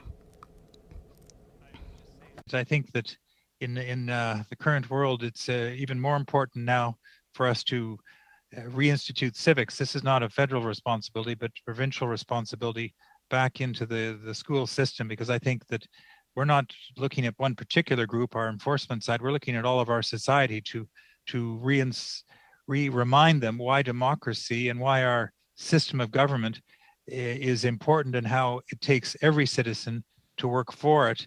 And again, I wouldn't target a particular group. I think it's important, as Professor Liebrecht pointed out, what the forces are doing, what our police forces are trying to do, that these individuals have particular responsibility. But I think we have what they often say, a democratic deficit, and we're seeing the effect of it in front of Parliament Hill. And I do think that we've got to remind ourselves of the values that democracy stands for, and bring this back. And I would start with the schools, as I say, civic education, civic groups taking responsibility for why these vital freedoms that we fought so hard for still matter a lot. Il me reste peu de temps, mais j'aimerais quand même. I don't have much time left, but could you speak in more detail about training of military members, especially when it comes to hybrid wars, and now military personnel can be used on the ground by spies? And for example, should we beef up psychological preparation and training? 20 seconds or less. Le processus de sélection, c'est... The selection process? Le processus de... The psychological selection process, well, sometimes it's the consequences of deployment. So deployment has an impact on people. I think more research needs to be done on resiliency, people's resilience when they are sent out in deployment, and the impact of deployment on people. Because then some people have to be withdrawn from deployment. Much research needs to be done. I congratulate the Canadian Institute for Military and Veterans Health Research because they are doing good work. Ms. Manson, 6 minutes, please. Thank you, Mr. Chair. I'd actually like to build a little bit further on that, what the questions from my colleague, Madame Normandin. So you spoke, Mr. Robinson, you spoke about that civics lesson, that importance on democracy. Are there other institutions, however, that the federal government could use, could focus on in terms of, and this would be a question for both of you actually, but I think about our post-secondary education institutions who do receive federal funding? What sort of supports would you look to from the federal government to build those right people and those skills and what you were speaking about in terms of that understanding of how important that democracy is? Well, I think the federal government providing funding it really is up to each provincial government to decide the curriculum, and we've seen changes. So I would leave it with the provincial governments because I think they are just as concerned about what's taking place as is the federal government. And I do think we've got to respect the constitutional sort of responsibilities. Speaking specifically of the federal government, recently President Biden held a democracy summit in Washington, and the government committed to do more in terms of democracy. We've got institutions in our country like the Parliamentary Centre, which has done an awful lot to promote democracy, but I don't see the investment that I think should be going to these kind of Canadian institutions, because I think there is a Canadian perspective on democracy that really is fundamentally important. We do pluralism, I think, better than anybody else. There's a reason why Aga Khan set up his Institute for Pluralism here. When President Mandela years ago came and said the one country that really does get integration pretty well, pluralism well, is Canada. So I think we have a lot to share, and I think we have institutions, but we need to support them. And again, I would look at the Parliamentary Centre in particular as something that the federal government has supported over the years, but could do more. The government has also talked about its Peace, Order, and Good Government Institute for a couple of elections, but we've not seen that there. I think we should get on with this, because I do think that democracy can't wait. This is something we should attend to, and we do have capacity, but it needs investment. I think we have two significant deficits here, Ms. Masson, that we can identify. One is that this country does not have a systematic a network of institutions that do political education. So in Germany, for instance, each of the political parties has a taxpayer-funded foundation.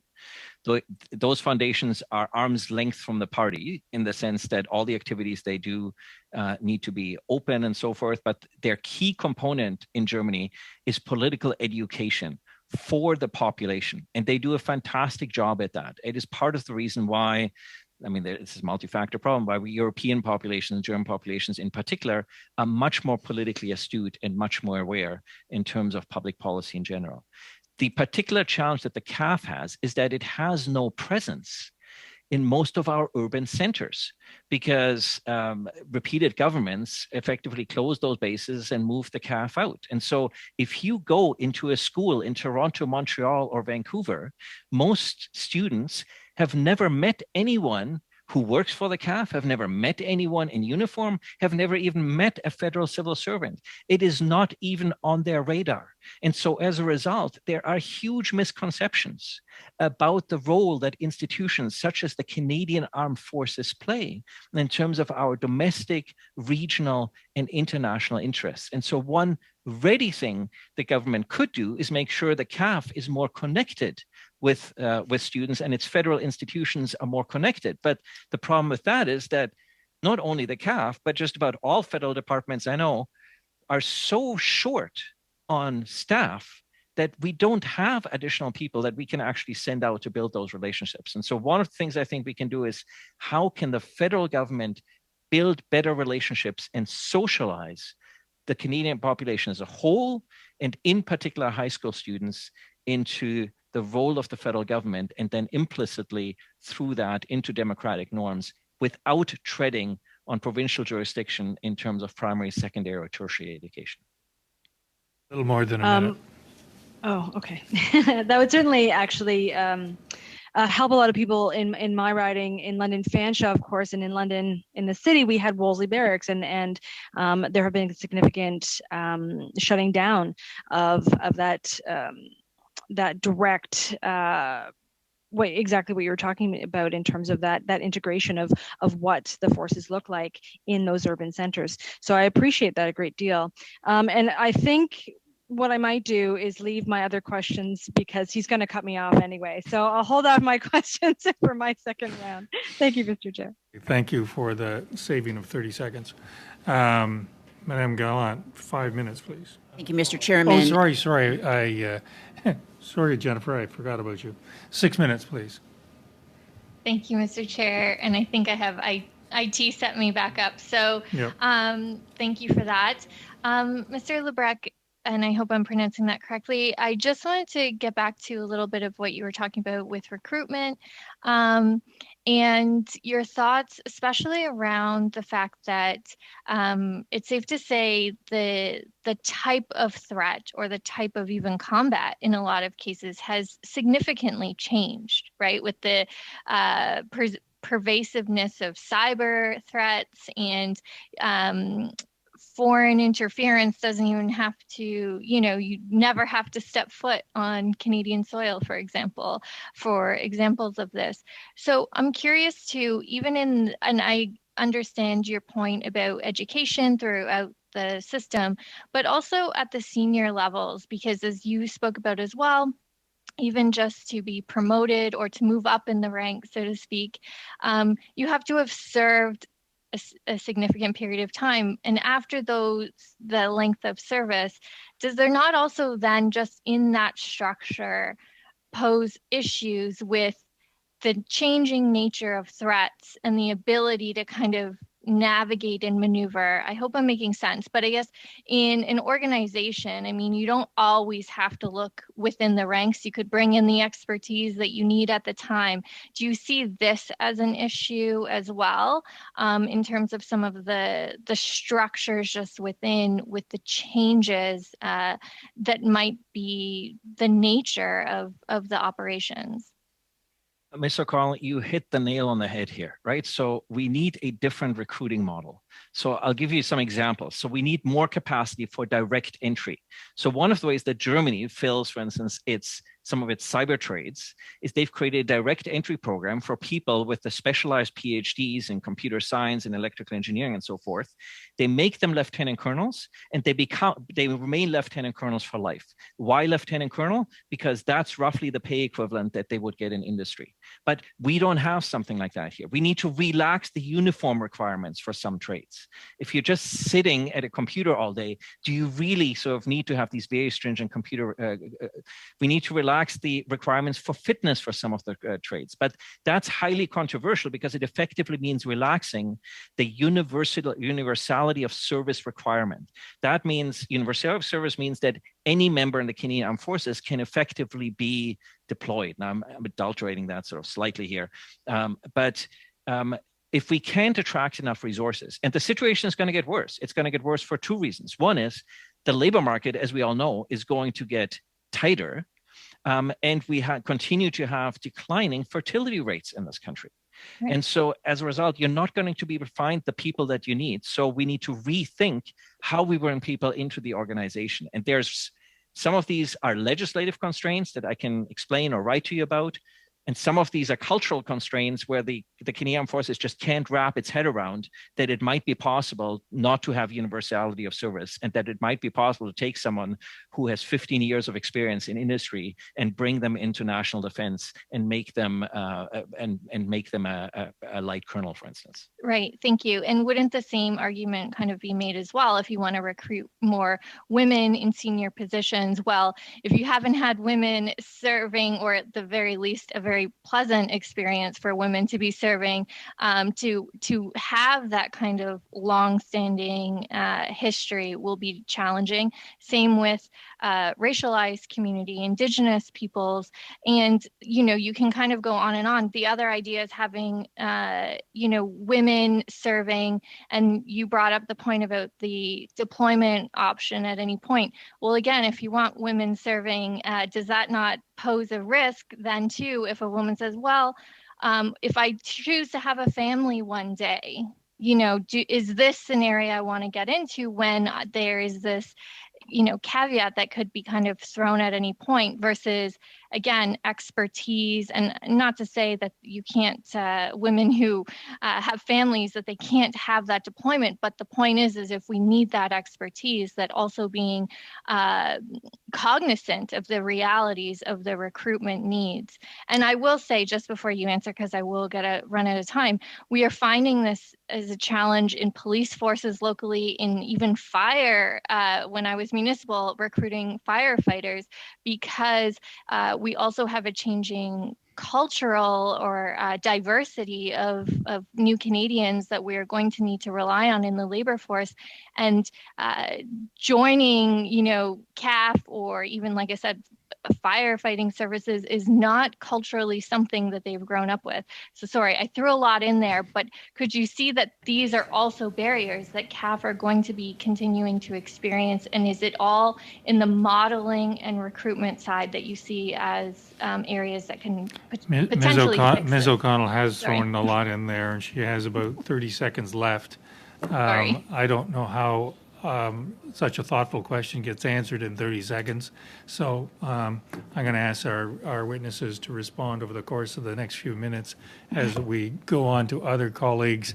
We're at 5:25 colleagues, and we're not even out of the first. Oh, we are just barely out of the first round. Ms. Gallant, 5 minutes, please. Thank you, Mr. Chairman. First to Mr. Robertson, what do you suggest can be done with respect to increasing the naval capabilities, given the contracts have already been committed to? There are already billions in cost overruns, and delivery dates keep on getting pushed down the road. Well, I think we probably have to be slightly more innovative, just as we were in the supply ships when we decided to basically refit 2 ships that were being constructed in the Navy Yard, which previously hadn't been considered. I think we are interoperable with the United States. Basically, that is our principal ally. They're building a lot of ships. Maybe we should look to them. In the past, we've looked to Chile and Spain and others for supply ships when we were down. I think we should be looking to other sources. I think we should be getting ahead of the game on things like submarines.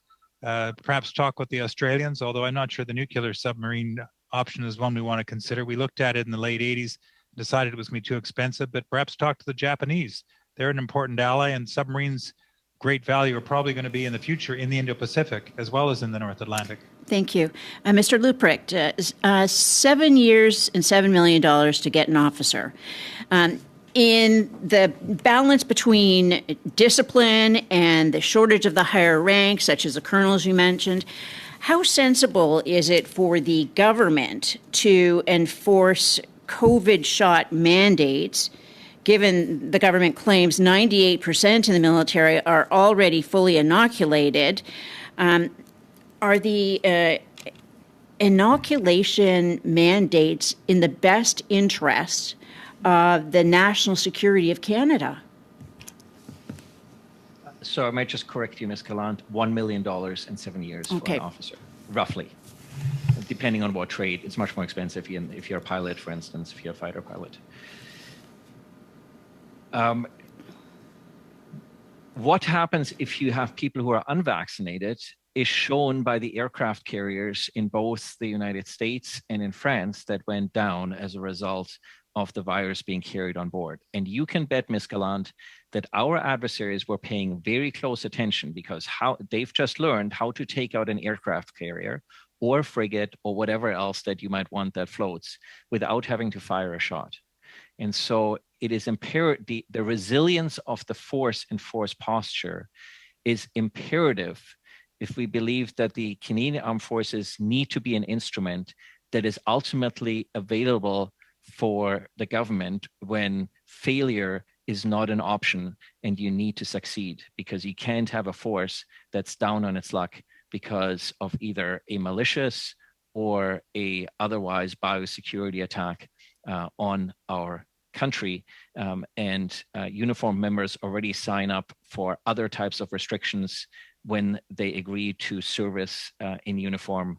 And so I guess this is one of the elements that will now end up having to be added to that. But I see, not in terms of choice or not choice, but I see no way around that requirement to ensure the resilience of force posture, nor am I familiar with an allied military that sees a way around this requirement. Thank you, especially since everyone on that ship was apparently vaccinated. That is quite important. In 2014, Canada recognized the immediate need for a cyber command, but at the same time, we had this crush of new veterans no longer deployable due to injuries sustained in Afghanistan.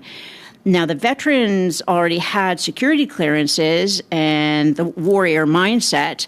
There was a local veteran-friendly transition program here in Ottawa at Willis College, and they even developed a curriculum specifically for military cyber defense.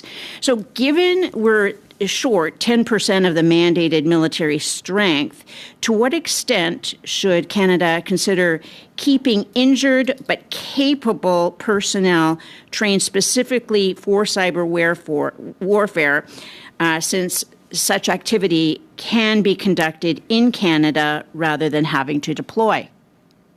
Ms. Gillan, it's a fantastic question that we already wrote about 20 years ago when we went to Afghanistan, because under the Employment Equity Act, federal institutions have a mandate to hire proactive on persons with disabilities. And this had always been interpreted as hiring from the outside. But of course, for the armed forces, the challenge was always, how do you hire persons with, how do you ensure that persons with disabilities on the inside, as a result of deployments or missions, psychological, physical, or other, would be able to continue to make a meaningful contribution to the organization that they had chosen for employment, should they so choose. And so I think there's still, we've made considerable inroads on that, but I think there's still considerable work to be done to ensure that we can provide for those service members who choose to stay in, but that requires the sort of conversations about universality of service that I had raised earlier on. Thank you, Ms. Gallant. I'm going to take the next 5 minutes, and I want to pick up on Ambassador Robertson's initial comments about reviewing the security architecture of Canada that is long overdue.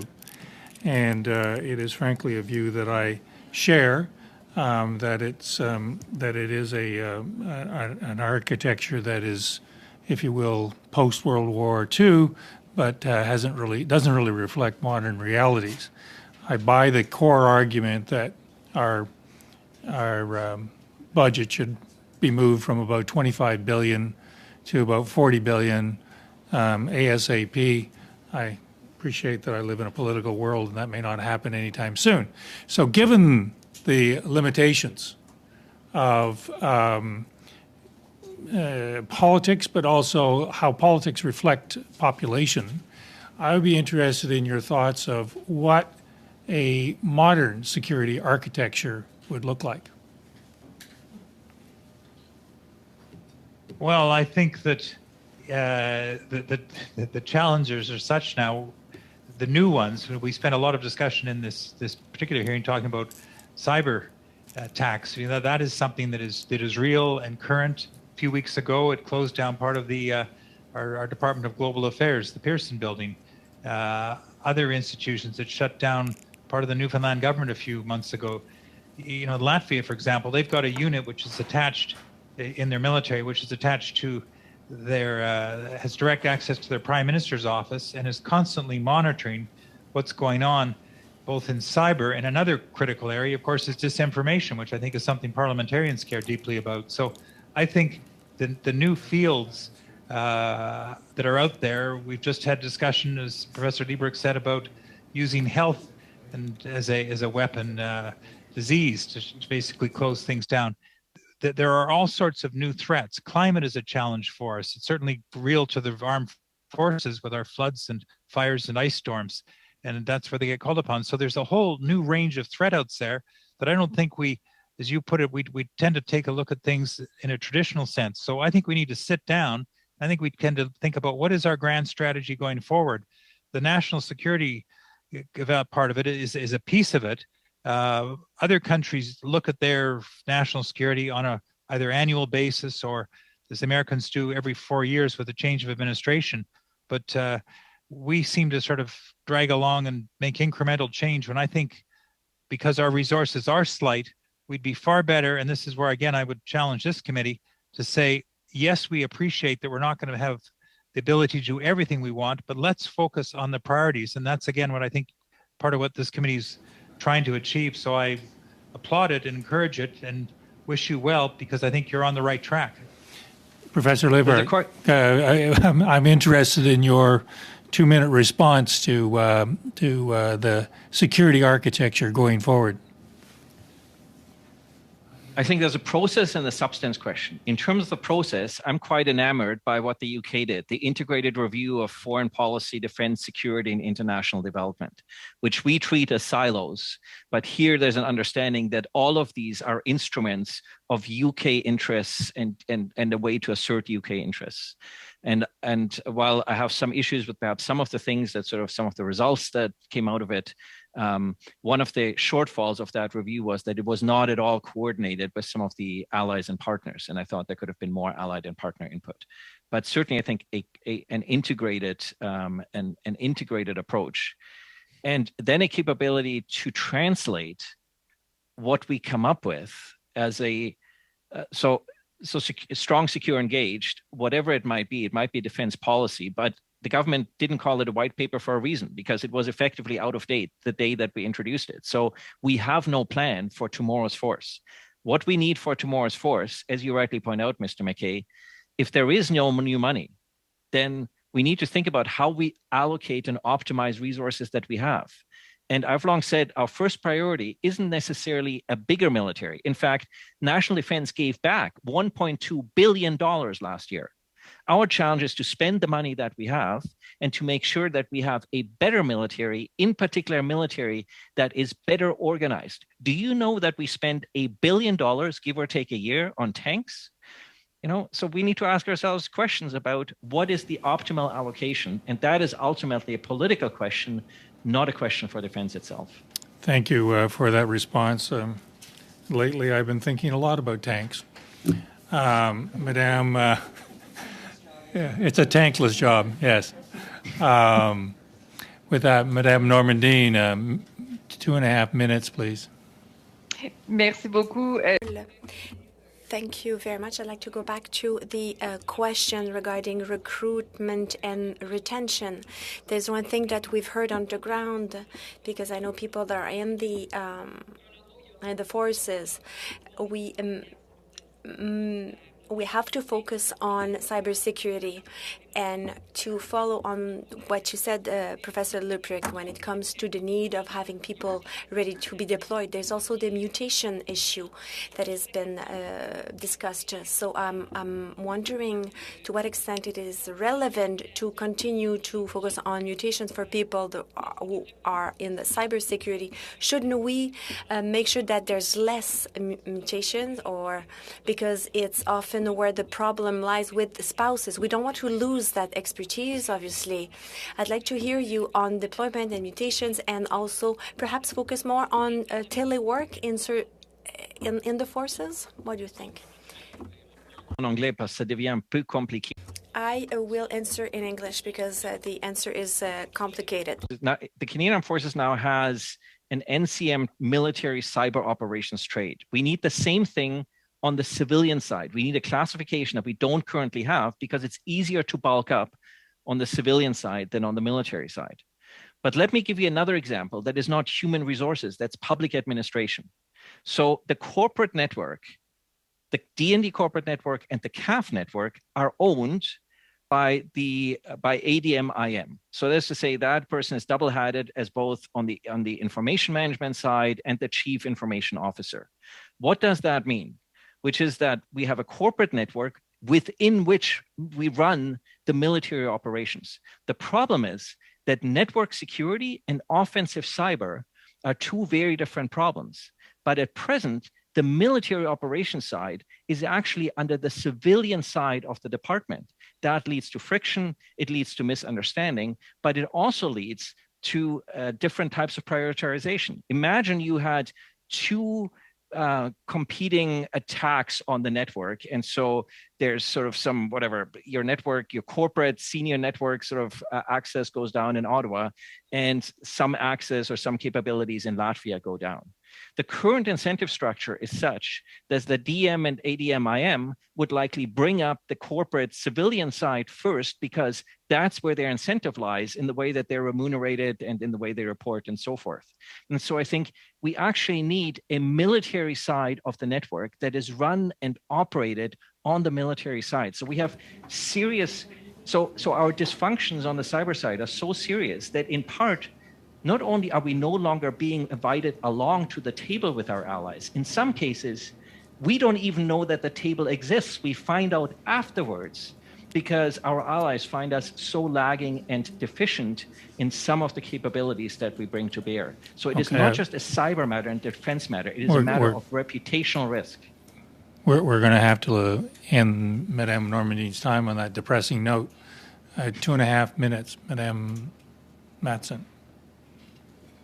One of the things, of course, we were talking about on that retention side is that necessary culture change, is that drive to make the CAFA a far more, and DND for that matter, a far more inviting, safe place to work, not just for women, but for people of color, people from equity-seeking groups.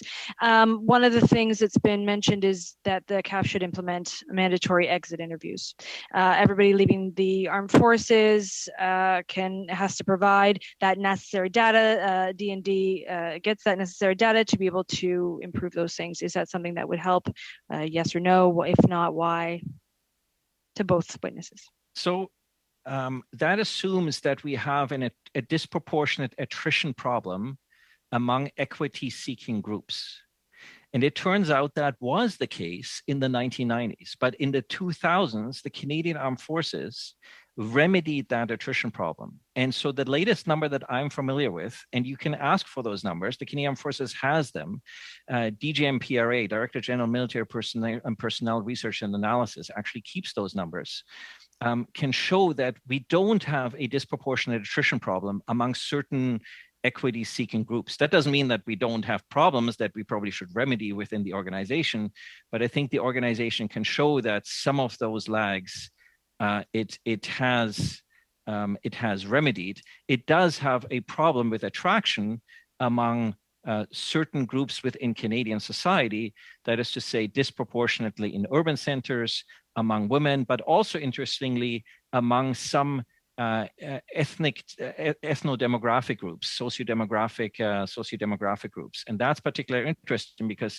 some ethnic communities sign up in considerable numbers and some don't sign up at all. And so we need, rather than these big recruitment strategy, we're going to spend however $1 million to run some fancy television ad campaign or so. What we actually need is much more nuanced recruiting. And I think the reserves, in particular in urban centers, are the ace in the hole. But again, they don't get the resources. They don't get the right people on the recruitment side. Those are the people who can also help to resolve some of the issues that had been raised earlier about making sure we are more connected with the populations they serve. And of course, your point is entirely well taken. The folks in uniform, the pillar that is there to defend our democracy, our prosperity, our security, must reflect our Canadian population. Thank you, Ms. Matson. Final 4-minute round. Mr. Mott's 4 minutes, and I have Ms. Lambropoulos for 4 minutes, but I don't see her on the screen. So if that could be corrected between now and then, that would be good. Mr. Motz, 4 minutes. Thank you very much, Chair. First question, Mr. Lubrecht. You mentioned early on, and were cut off unceremoniously by the chair, unfortunately, you mentioned a plethora of activities and actions that the responsibilities that CAF has right now, exacerbated by the mandates from this current government. So what are a couple things that you think of right now that CAF shouldn't be doing that they are, and that they should be doing that they aren't? Keeping in mind I only have 4 minutes. Let's focus on and Ambassador Robertson will have something to say here too, so I'll try to keep it brief. But I think the three spaces that are going to be the most important, most contentious, where there's the most competition, the most transformation is in the maritime, the space and aerospace domain, as well as in the cyber domain. And so that's where we need to focus that's where we need to, I think, disproportionately need to double down in terms of our efforts. Okay. I do think that. I have one more question. Sorry, I have one more question. And you mentioned cyber. I'm actually going to cyber right now. Both Your Excellency and Mr. Lubrecht, the U.S. has indicated that it's going after cyber attacks like terrorism attacks. You mentioned over a year ago, Mr. Lubrecht, that our systems and the legislation are set up to protect us basically geographically, based on our borders. when geography doesn't apply anymore. So for both of you, should we also look at foreign-based cyber attacks as a military issue?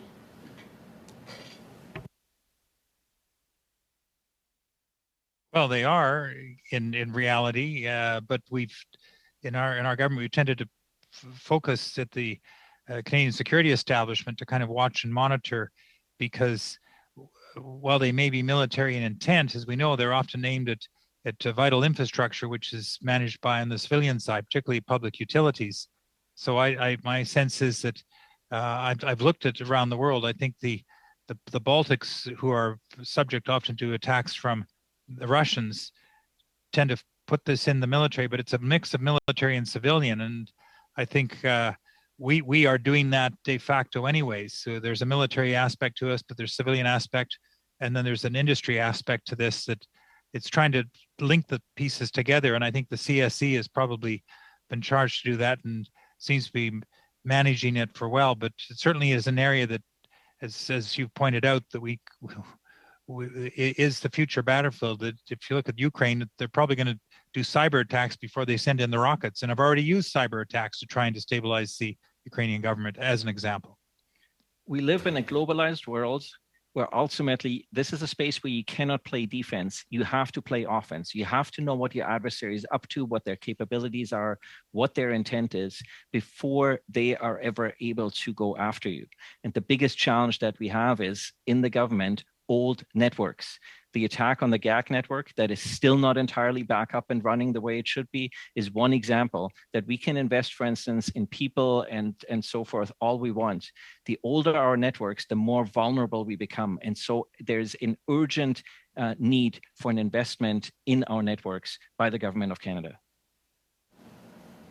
Okay, you're not going to give me an opportunity to cut you off unceremoniously? I was okay. Thank you for your deference.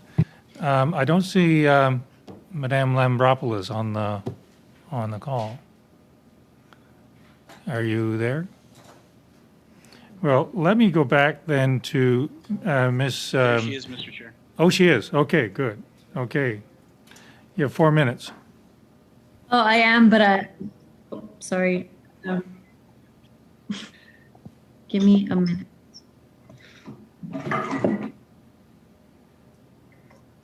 Mr. Chair, while she's getting ready there, Can you go to someone else, please? I apologize. Okay. I'm wondering, Mr. Chair. One of my other colleagues got her question cut off.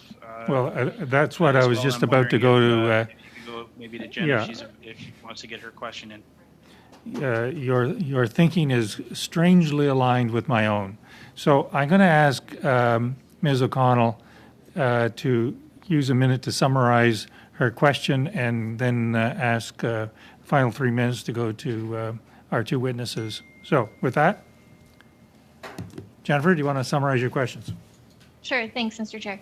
Maybe, well, as the time went on, Professor Lebrecht, answered some of it, but perhaps both of you can speak to how we actually recruit based on expertise, and what does that model look like, or how do we change that model to ensure that we do have, as was said, a force that looks like and represents the Canadian public, which includes in those communities, and that's my example about the challenges with police and fire are the same types of challenges of this being a dignified job or career path for many in different cultural communities, as one example.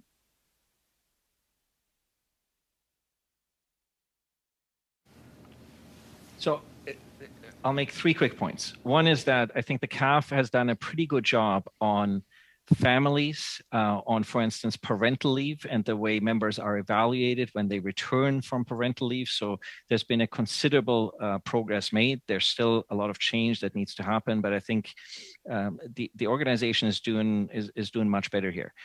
The inherently organizations that are more diverse tend to perform better, they're more productive, they're more creative. So there's a general case to be made for diversity beyond sort of the normative case in terms of setting the organization up for success. The challenge that you bring up is that the CAF is on a 30-year timeline. right? So by the time you recruit someone till they actually rise to sort of the senior ranks. And what direct entry will do is it allows us to remedy some of those shortcomings in staffing. And I think, yes, it's about making the organization more diverse, but I think many of the skill sets that the CAF actually needs are now skill sets where the diverse components of Canadian society are disproportionately represented. And so bringing people in laterally not only makes the organization more diverse, it also helps us remedy some of those shortcomings. The problem is within the current framework for recruitment, but also the current framework for remuneration. This is extremely hard to do, in part because remuneration is tied to rank. And the CAF has resisted tooth and nail changing the system for remuneration that might decouple rank from remuneration.